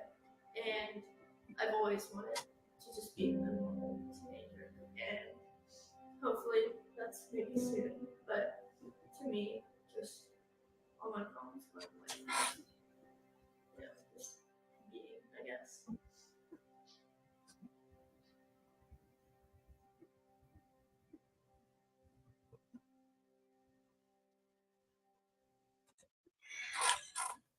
Man, I'm gonna have to add those hashtags to this to the description after we get done with this live for sure.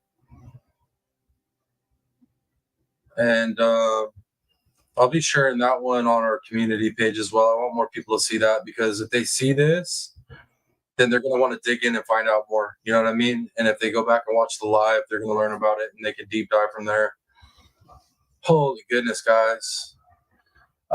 Let me go ahead and cue up that other video we were watching. Let me see what you guys are saying in chat, though.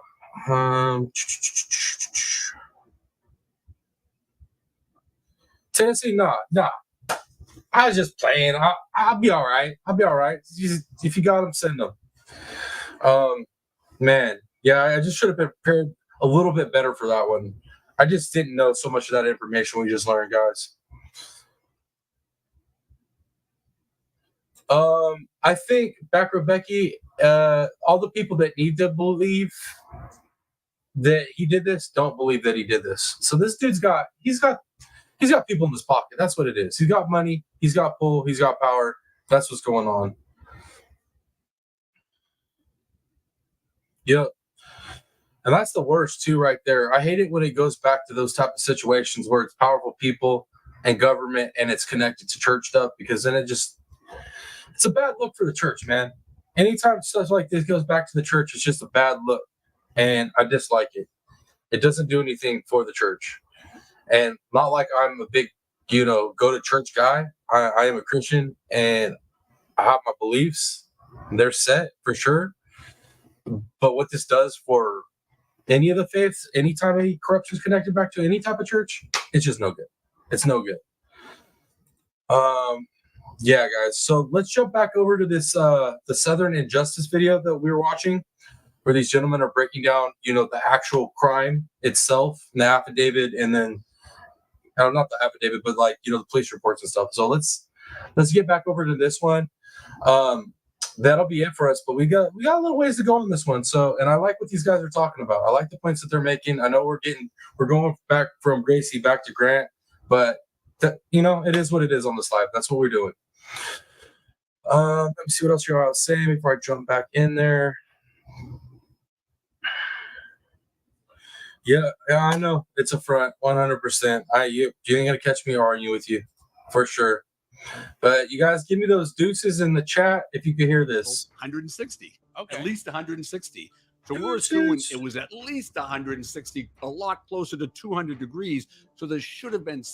All right, let me back it up a little bit so we know exactly what the hell they were saying a little bit. All right.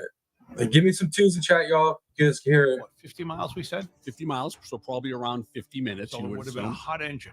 Hot engine. But there were no burn marks on his body. No burn marks. And basically, just to give you a little science behind burns, the average vehicle you drive it. Thank you, Tennessee. I see the two. Appreciate you. Jeannie Ange, thank you for dropping all those links. Since she dropped the links, let me go ahead and say much love to all the September donations. You guys see at the beginning of the lives, I have that donation wall set up for all the contributors for the prior month of September. Much love to all y'all. And anybody that comes in and donates, just know, leave your name so I can give you a shout out and put you up on the wall so everybody can know who'll be supporting this channel. All right. All right. Let's get back to the video. And see the twos, ladies. Thank you very much. For an hour, 45 minutes. It's going to be around the bottom of the truck. Your catalytic converter, your muffler, the engine block area. It's going to be around 200 degrees. The outside temperature at that time, at a historical temperature, look at. Yeah, thanks for saying that, Tennessee. So, Mr. Michigan, this part of this video that we're watching right now, we watched like the first half of it before we kind of got sidetracked in a bunch of other interviews and material. So this video that we're finishing up right now, if you watch this full replay, you'll get to see this full video. And these guys are talking about the stuff you want to know about. They got the answers for the things you're questioning. So definitely you want to catch this. These guys are awesome too. You might want to sub them up. It was around 90 degrees. So that truck is not going to cool down in a few minutes. You want to know how many degrees it takes to burn your body, Dave? Metal? 160. Okay. At least 160. So we're assuming it was at least 160, a lot closer to 200 degrees. So there should have been some burn marks on him if he's under that truck. The truck's rolling on him. It's dragging him. His body is going against the truck. He should have had at least one or two burn marks. He had none. So the clothes aren't torn. He had a gold necklace. Gold necklace. That wasn't damaged, wasn't broken off. It was still intact. Any injuries? The only injury that he had, this obviously contributed to the cause of death, was in the back of his head, blunt force trauma, bleeding from the scalp, the nose, and the ears. Dude, that was a bat. Come on, guys. We all know it was a bat, right? Allegedly, it was a bat. Just in case, somebody comes after me, I'm happy with my life, and I plan to never unalive myself. Just say that again. One more time on camera so everybody knows that I do not plan to. I love my life. I'm happy breathing. But I'm just saying, allegedly, I think that sounds like a bat, guys. Blunt force trauma by a bat. I'm just saying. Now, if they didn't happen, and this is the question here, if these injuries did not happen as a result of a motor vehicle accident, as a result of him being dragged 60 feet on a rocky asphalt area, then how did they happen? What's the sinister explanation here? Or is there a sinister explanation? Well, the sinister explanation, if there was one, obviously, is that he was killed. We're going to get into motive. Yeah. But I'm going to tell you a little story. Probably 2 years. Yo, Mr. Michigan, I just saw this comment, right, about the way the truck's facing. Seemed odd to me too, right? Like It didn't add up. But if you look at the tailgate on it, it does look like it rolled backwards, right? But obviously, we know that he wasn't under that truck. But I do think the dad, I mean, he positioned it, obviously. But you could tell the angle that it came down, it jacked that tailgate up. Years ago, I was out walking, probably going about 5 miles an hour. It was in the winter, and I saw a little patch of ice on the grass, and then the grass went right into asphalt. I hit that little patch of ice, and I got propelled forward. I'm 6 feet tall, 6'1", got propelled forward. I'm stumbling across the asphalt, trying to gain control of my body. I fall onto the asphalt. I scrape my left knee. I scrape both of my hands. I slam into the asphalt and I break a rib. 5 miles an hour, Dave. I probably traveled 15 feet. Scenario we just talked about. Yo, like, think about it in that context, what he just said, what happened to him, and way less serious of a situation than what happened to Grant. It's just, like I said, guys, the true crime math ain't mathing on this. It just isn't.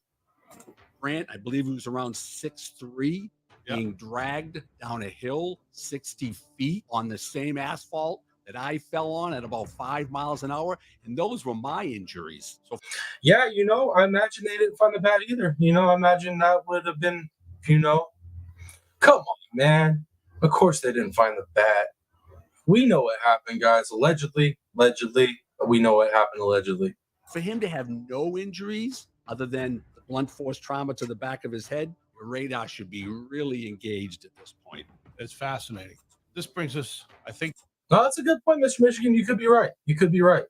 I was just assuming that the truck was like in proper, order. Like it was the young man's truck. I just thought that it was probably in good condition. But you could be right. You could be right, sir. To the police, the Gallatin Police Department's response to this incident. Kathy Blake's good to see you. A little late, ma'am, but it's good to see you. Better late than never. And you can always catch a replay. And I would implore you to, because if you don't know about this case, go back and watch this replay. You'll know all about it, and you'll be, well, I'll be honest with you, you'll be upset, but you'll know about it.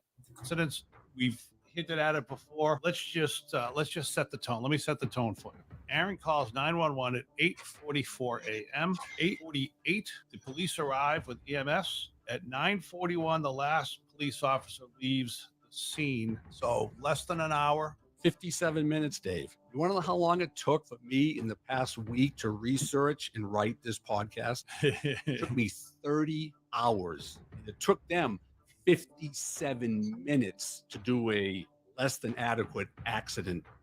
Are you, bro? I mean, from the get-go, man. From the get-go, nothing makes sense. I mean, the staged accident doesn't make sense, but like law enforcement's involvement from the jump. Any medical services showed up from the jump. It ain't mathing. It does not make sense. This is insane. I mean, how much power does this man have? How much pull, money, and power does this man have? Investigation, and we're going to get into that. So let's talk a little bit about this police department. Population of the town is 46,000 people. And that's very similar to the community that we're in right now. So 46,000, they should probably have between 50 and 70 patrol officers. I know what they do have. They have 7-member command staff, which consists of a chief, a deputy chief, and 5 captains. I went on their website. I looked at their bios. And they look good. They look excellent. They look very professional. They have, a lot of them went to the FBI Academy for advanced training. They have at least one guy with a law degree, 2 master's degrees. They have a certified crime analyst. He actually went to the same crime analysis training. It's a Whoa. So me and Tennessee just spoke about this earlier in the live, right? I was saying, is this corruption, or are these people just inept at their jobs? Are they poorly trained, and they just don't know how to do their jobs properly? Well, there you go. Tennessee said corruption. I agree with her. But now we know for a fact it has to be corruption because these people are trained. Some of these people are like trained by the best. So how in the world do we get to this point? Corruption? Maybe? College out Just of maybe. California. And very important, this is a huge, huge factor. They have a fatal accident reconstruction investigator on their department. So they should be able to reconstruct, or they should have an interest, or they at least have the education to know when it's appropriate. Yeah, dude. So they have all the skill sets needed to investigate this, and should have known what they were looking at. So for me, I got some questions, bro. I got some questions, and I think the answer is corruption. Appropriate, and when it's not appropriate, to investigate a fatal accident. Because my first question was, is this a small southern police department with only a few police officers? That's exactly what I thought. And they just didn't have the manpower or the training to even identify this type of a accident. But no, that's not the case. Yeah, Tennessee, I agree with that statement you just made, Tennessee, because that's how that works.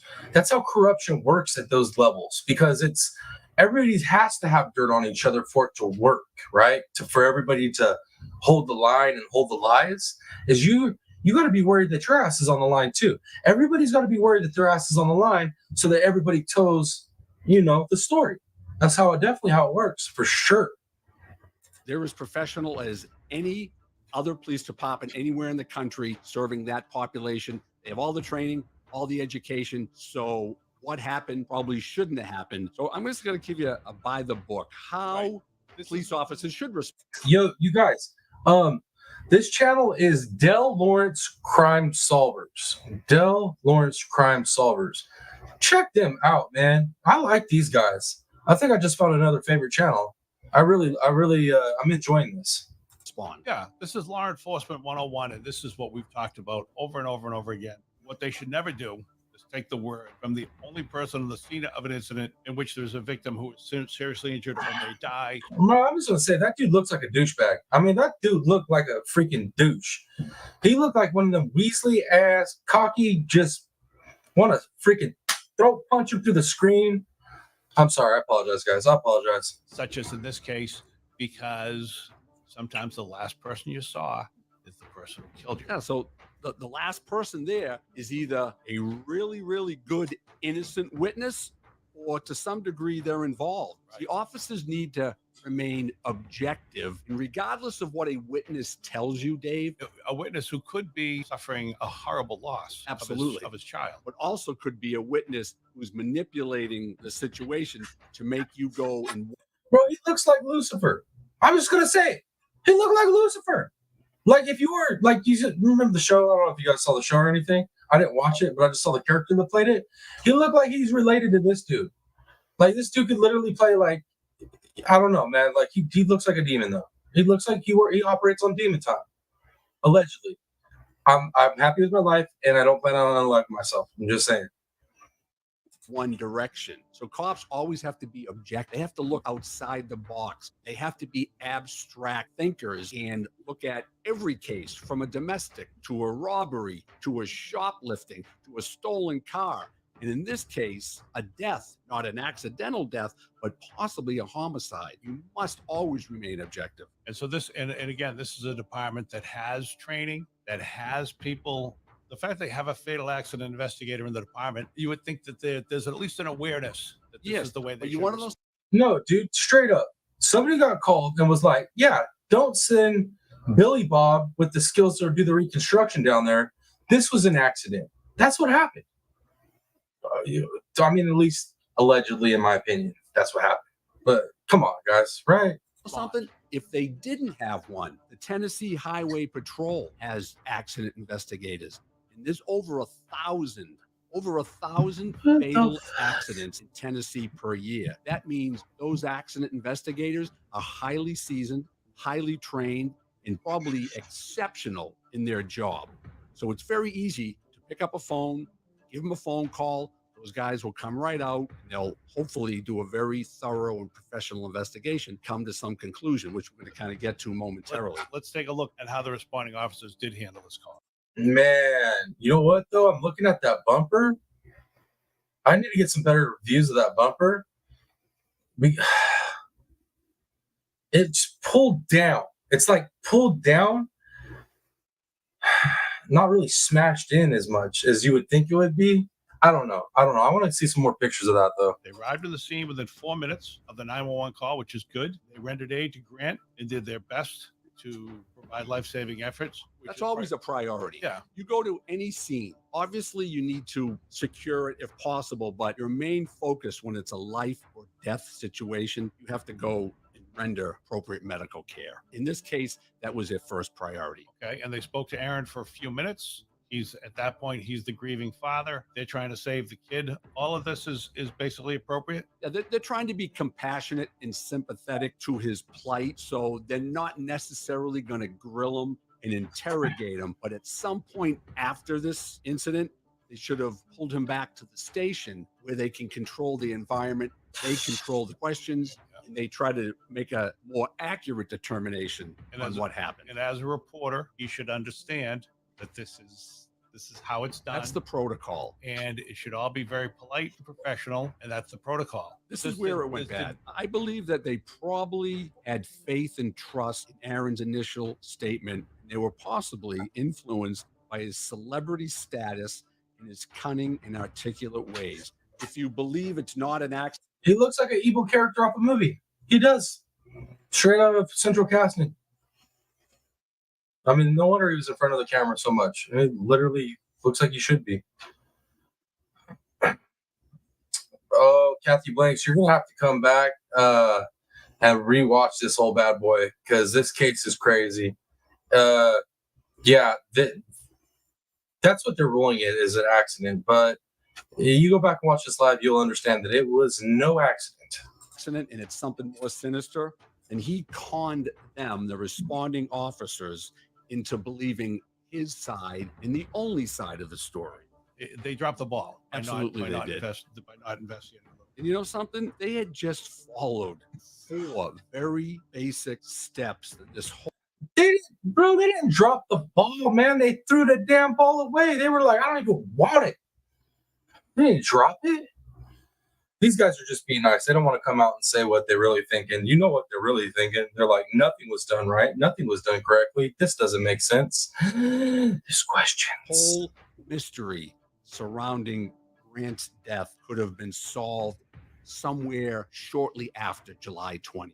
So what are the 4 steps? 4 steps would be secure the crime scene, isolate Aaron, speak to him more thoroughly, to call an accident reconstruction specialist, call a supervisor. If what you're observing as a patrolman and you don't have a lot of experience, call a supervisor. 3 or 4 steps. If they had done that, this whole case would have gone in a totally different direction. Let me ask you this question. They call in the accident reconstruction specialist. That could take bring the guy that could back. take 10 hours. They would secure the whole scene. They'd do measurements. They'd bring in forensics. They'd do blood analysis and autopsy. I will say this, though. I will say this. And I don't know if Mr. Michigan's listening, you hear this, but I will say this.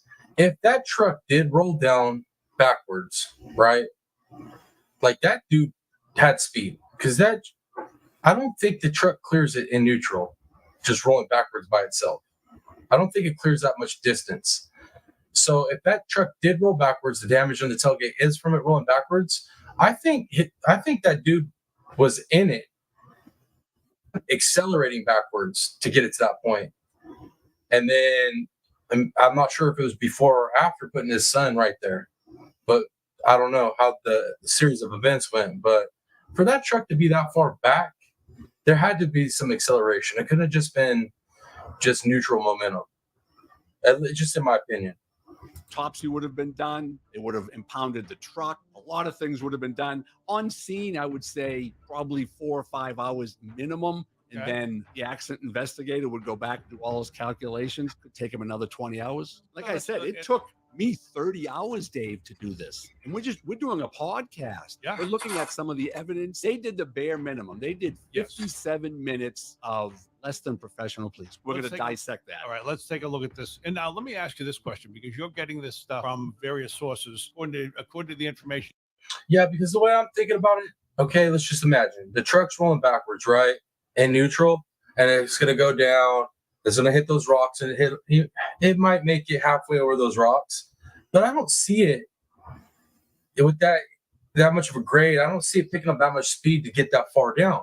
But now if you take that same little slope and you're backing that truck fast, that ass end, when it hits, it's going to dip down, right?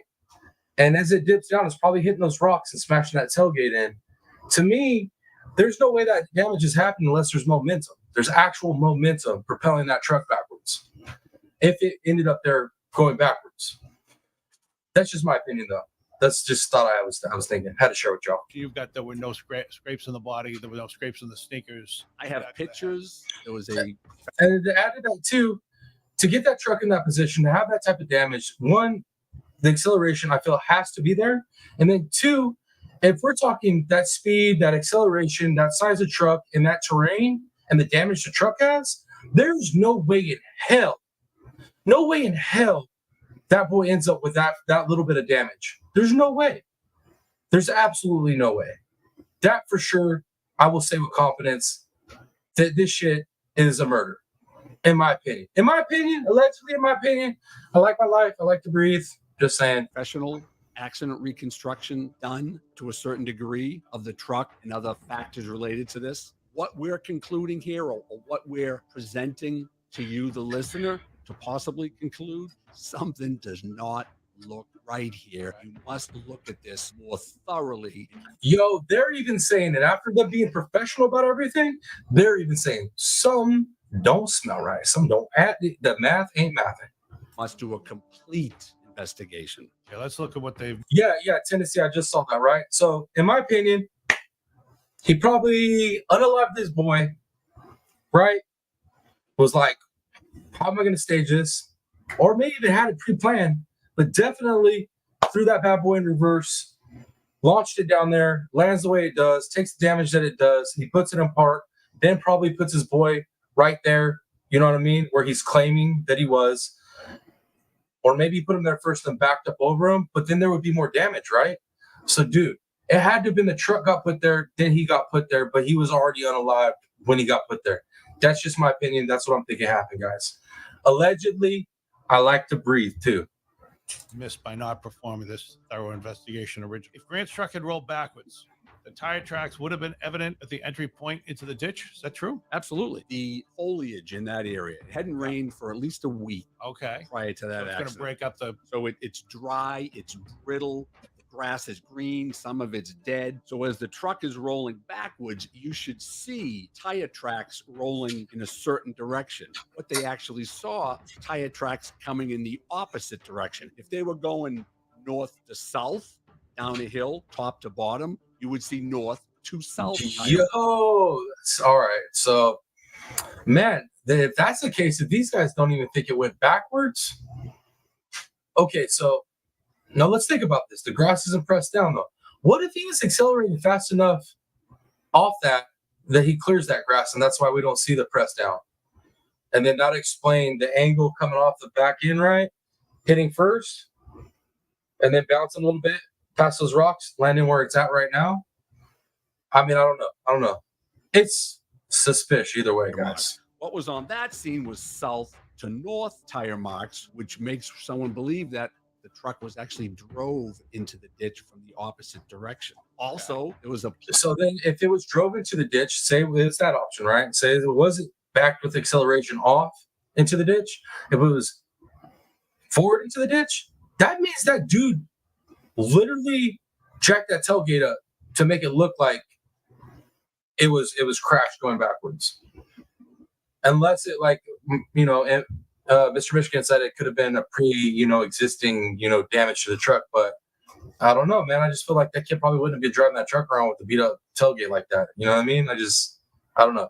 I need some information on that. Plastic milk carton underneath the truck that wasn't rolled over. That also tells you that if it was rolling backwards, it would have rolled over the milk carton. But it looked as though the truck was coming forward the opposite direction, and it stopped at the milk carton. Let's go back up for a sec. If we're alluding to the fact maybe Grant wasn't dragged down the hill, maybe Grant was assaulted at the base of that hill, he fell forward, and then someone drove the truck over him to make it look as though he was dragged down the hill. That's a staged crime scene. I think this is sort of what we've been hinting at, or I don't even know. We're hinting at know it. if we'd say hinting, but this is what we've been saying. We've been leading to since this thing started, is that he was never dragged. But that's the thing I'm having a hard time with too, is like, okay, say he was hit at the base of the hill, right? Unalived, and then the trucks drove on top. where's that damage from the truck driving on top of it? So my big question is, like, did he put him there? He had to have put him there after the truck was positioned there. So the big question is, damn, guys, but look at that damage at the rear end of that truck. That looks like what a truck would look like if you backed it off a hill and the tailgate hit first before it bottomed out. That's what it would look like. But then the tire marks don't make sense. This shit is perplexing. This is perplexing. I don't know. All I know is it seems from the injuries that the truck would have to be put there and then him put under the truck because he doesn't have the injuries showing a truck going over the top of him. This is crazy, y'all. Dragged down the hill by this in an accident. This was a stage. But you guys see that, right? The way the bumper's all folded in, that looks like it hit the ground and got buckled in. I don't know, man. It's a hard accident one. And I've been to staged accident scenes. Have you But- really? Not But then look at the lack of scratches on it too. It's not like caved in like you think it would be if it was hitting rocks in the ground like that. You're not seeing grass and dirt and chunks on it. It almost looks too clean. It almost looks like it was intentionally done, to be honest with you guys. Damn. That's like a whole nother level. You know what I mean? This is homicides, just Heartbreaker. minor insurance fraud accidents. Okay. And they're very obvious based on the damage of the vehicles, the direction of impact, and the so-called injuries on the reporting party. Speaking of damage to the vehicle, this leads us into the next thing. There was no damage to the undercarriage of the truck. No, there wasn't. And those rocks underneath that truck were big enough to possibly. Yeah, guys. Okay. I changed my opinion. I think that tailgate was intentionally damaged to make it look like what he said happened. Question is, how the hell did he do it? And when did he do it? But I still feel like that truck was placed in that position, then Grant was placed under it, because I just feel like if that truck had run over him, there would be way more damage to him. Tear the muffler, the catalytic converter, the wheels were fine Good on that points. truck, the rims were Good fine on that points. truck. Let me give you a story. I was driving a cruiser one day, going to a motor vehicle accident. All the fire trucks were behind me in the ambulance. So I pulled my cruiser to the right side of the roadway. And there was a piece of metal sticking up on the roadway about 6 inches. I drove the cruiser over that metal, tore the muffler, tore the catalytic converter. Luckily, I didn't tear the gas tank. This was only a 6-inch piece of metal. These were big rocks. There was a lot of rocks. There wasn't 3 rocks. There was probably 200 rocks there, Dave. Yeah, and the way I was envisioning it is if he backed off with acceleration, the ass end hit first into those rocks somehow and bent that bumper up. But if that was the case, that bumper would have been scratched to hell, and we'd have saw at least some, grass or some dirt or something up in it. But I'm not seeing that. So yeah, I think it was. Yeah, I changed my opinion. Definitely forward and staged. Okay. So for no damage to have Crazy. occurred, it just doesn't sound possible. So the truck's coming down the hill, Dave, at whatever speed it was coming down. There's 2 spare tires in the truck. It jumps the curb and goes into a ditch. Those tires hadn't moved. Some of Grant's personal items in the front cab of the truck hadn't moved. The tires were at a 90-degree angle. If the truck is rolling down the hill straight, it's going to continue to go straight. The tires have to be in line with each other. But when the truck was in the final resting position, they were at a 90-degree angle. How does a truck go backwards with the tires in a 90-degree angle? And we're talking about the front tires. The front tires, yes. The keys were found. Yo, I think I get it now. I think the truck was pulled in. He was positioned in a way. Maybe that wheel was from him repositioning the truck over him. Maybe that's what it's from. Because that wheel being turned doesn't make sense. Even if he was to go forward and launch it into the ditch forward to put it in that position, why is that wheel turned? But then also too, like I was saying, how do you get the body under there without crushing the body? Because the body wasn't crushed, like it was ran over. Did he get him down there, get him up as close as he could, and then kind of reposition the truck a little bit to where it was over him? I don't know. Got questions, guys. The ignition in the vehicle was in park. This brings us to no autopsy or forensic exam of the truck. So these are the 2 biggest pieces of the puzzle in regards to what actually happened to Grant. If the responding officers and department supervisors had declared this an accident as suspicious in nature, Dude, I don't understand that. Like, you show up on a scene, somebody's unalived by an accident claimed, no witnesses, only the parent there is a witness. The way the scene looks, like, how there's no inquiry at all, no inquiry on anything? It just, dude, corruption. could have sent Corruption. Grant's body to the state medical examiner for an autopsy to Oh, determine my the Lord. cause of. Ginny Ange, thank you for posting that. Yes. All comments, statements, views, and all speculations, deductions, theories, opinion are not all considered evidence or fact. All views are for entertainment and educational purposes only. Thank you, Ginny Ange. I probably need to start having that in my videos more often because, well, I'm high on speculation. Of death, accident, or homicide.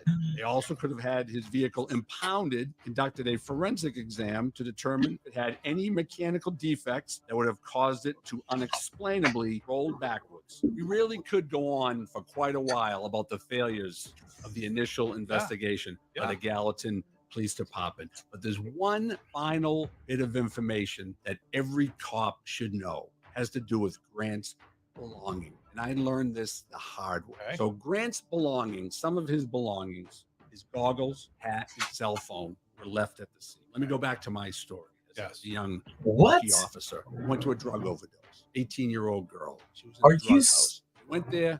She was deceased. They transported the body to the hospital. We did a small little search of the area, not a big search. We didn't do a good enough search because a few hours later, we're back at the station writing a report. Her parents show up at the station. They knew she was deceased. They were looking for her belongings. More specifically, they were looking for her high school graduation ring. We didn't have it. So we went back to the house and we found out that one of the other roommates and one of the other girls that was staying there, also a drug addict, had stolen the ring and sold the ring. So her parents never, ever got that ring back. So no matter how trivial something may seem at a scene, someone dies, a loved one loses someone. They want things to remember. Bro, there was no investigation, guys. Nothing. This is them by a high school ring, his hat, his cell phone, his goggles, in this case, Grant's personal items. So the fact that 7 responding officers didn't do a thorough final exam or a final search of the scene, because if they had, they would have found those items in that ditch, in the grass area. They were pretty obvious. So it tells me their mindset. They were in, they were out, 57 minutes. They couldn't have been bothered. Dude, you can't convince me these guys were not told to just, it's an accident. Write it up as an accident. It's so-and-so. There's no way. He's got to be telling the truth on everything. Just write it up as an accident. No need to investigate. No need to reconstruct the scene. No second looks. It's an accident. So this tells me that going forward, the Gallatin PD will never, ever admit any incompetence or culpability in this case, because if they do, many members of that department will either be suspended or lose their job. This is just amazing to me. To me, as a cop, the fact that they left personal items tells me everything I need to know about this department. Because a compassionate cop knows that loved ones, and I'll repeat it again, a compassionate cop knows that loved ones will be looking for personal items. So this brings us to the final section. This is motive. Motive. If you think it's a tragic accident, no motive for a tragic accident. Before they get into the motive, I'm glad we watched this one. I'm glad we watched this breakdown, reviewed this one, because like I said, I was coming in, on the side of Grant, and I wanted to be, proper about the way I was looking at it and get a neutral view from people that are, been in law enforcement, somebody that could break it down from a neutral law enforcement, perspective.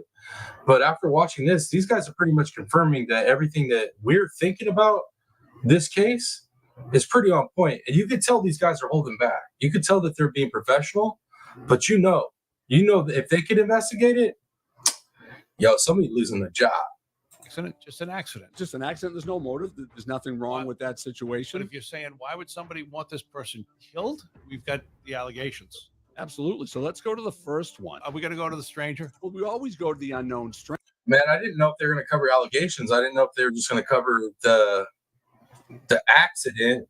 But wow, they're going to get into it. Right on. Stranger. However, we also know that in any crime scene investigation, the least likely person to ever victimize anyone is the one that is the we're all unknown afraid of. stranger. Yeah, that we're all afraid of this. We being the populace is always afraid of the stranger. In this case, did an unknown stranger come upon that scene when Aaron was in his car, allegedly looking at his text messages and his emails, and do something to Grant in that 15, 20, 30-second period of inattentiveness by Aaron? Did that actually happen? And I think in this instance, I think it's safe to say that we can logically dismiss the unknown motive in this story, because as for time, it couldn't have happened. If there was some sort of assault going on, yelling, screaming, you would have heard it. You would have seen something. No matter how intently you were looking at your emails, you would have heard or seen something. if you don't buy the accident scenario, you certainly can't buy the unknown, the stranger. argument. Absolutely. But we just throw that out there to be fair. So let's take a look at the second one. It wasn't a stranger. That leaves the only other person present at the time Grant died, and that's Aaron. But the big question here is this: why would a father who is a respected member of the community, a respected member within his church, a close friend to law enforcement and to judicial and political leaders, want his son dead? How about this insurance policy? None that we know of. Was planning on suing Toyota? Because basically his statement is that a Toyota. Yo, they're laying out all the connections too. They're not just giving us the motive, they're laying out the connections. Yo, these boys know what time it is. They did this video proper the way that they covered it. You know what I mean? They kept it, professional. But they're basically saying the same thing we all think. There's some corruption popping. Truck inadvertently slipped out of gear, rolled back, and killed his innocent son. Absolutely not. No one got sued here. Actually, to the contrary, Aaron drove his truck for over 7. Now, why would he want to sue Toyota? Maybe because Toyota's going to do a proper investigation on all the mechanical and the computers on it, and they're going to figure out what exactly happened, right? The same investigation law enforcement was supposed to do. Holy shit! 7 months. The truck that took the life of his son due to it's a malfunction. That's what we believe as an accident. So would you drive a truck? Yeah. You knew it had just killed someone? I wouldn't drive a truck because of the memory. I'd be grieving my son enough. Absolutely. I wouldn't want to have his truck. It makes no sense. That makes absolutely no sense. But here's the other part of it. During that 7 months, there was an independent group that wanted a forensic examination of the truck. Absolutely. And there was no exam done during that time period. But what happened was the truck was placed into salvage due to an insurance type issue or an accident. It's a little vague. So once they settle the insurance thing, goes to salvage, they sell it for parts. The family got wind of this, and this is when they had their independent investigation. Look at the truck. They determined no mechanical defect. It never slipped out of gear when Aaron was driving it around for 7 months. It's strange. Absolutely, it's it's strange. And again, I think it's safe to say that we can logically dismiss monetary gain as a possible motive. You guys, there's too many people whose jobs are at stake with this one. There's too many. There's too many people that are in power right now. Yo, like a proper investigation gets opened up on this. There's no way that people aren't getting in trouble on all kinds of different levels. Yo, heads would be rolling 100%. And this brings us to the third one, which is the big one, which we had talked about at the very beginning of the show. We have a short clip from his daughter, Gracie. My brother died protecting me from my father, Aaron Solomon. My father's a monster. It makes me want to vomit. I've been minimalized, but now I found my voice to be able to tell you that my father raped me, hurt me, and I'm not going to be a victim of this monster. He's a rapist, he's a molester, he's a liar, and he's a killer. So that speaks for itself. And a little side note, if you want to listen to the whole video and audio, it's around 18 minutes long. You can get that on YouTube.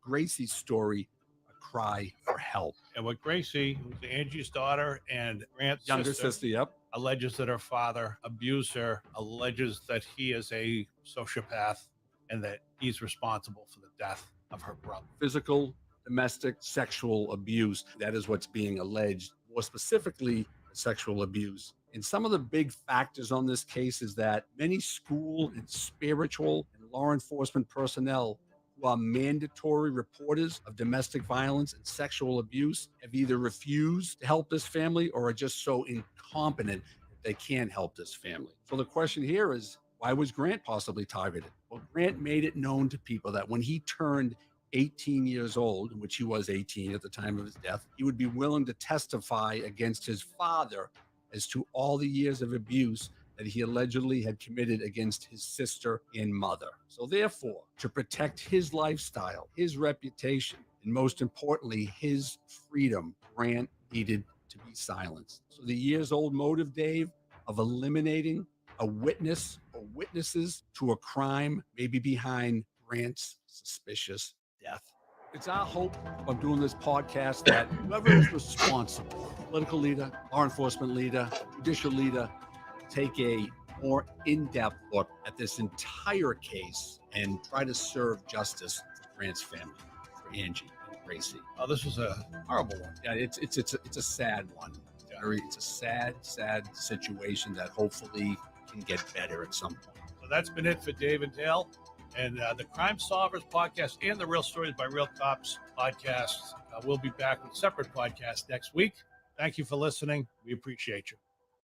Thank you, gentlemen. That was an awesome video. Awesome video. All right, guys. That is what we got for the show today.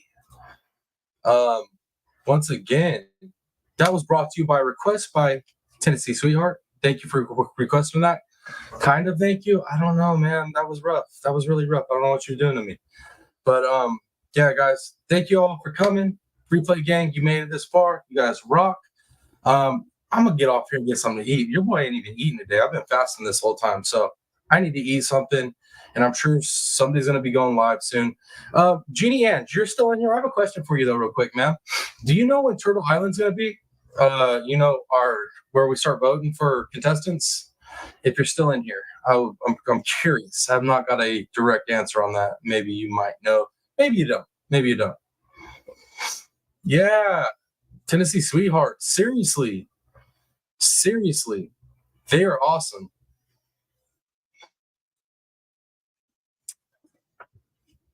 Do you, Jeannie Ann, do you know when we're going to be doing the Turtle Island contestant votes? Just trying to find out. I'm trying to, because the day that, I know that that's going to happen, I'm definitely going to arrange my, my schedule, the YouTube schedule around it.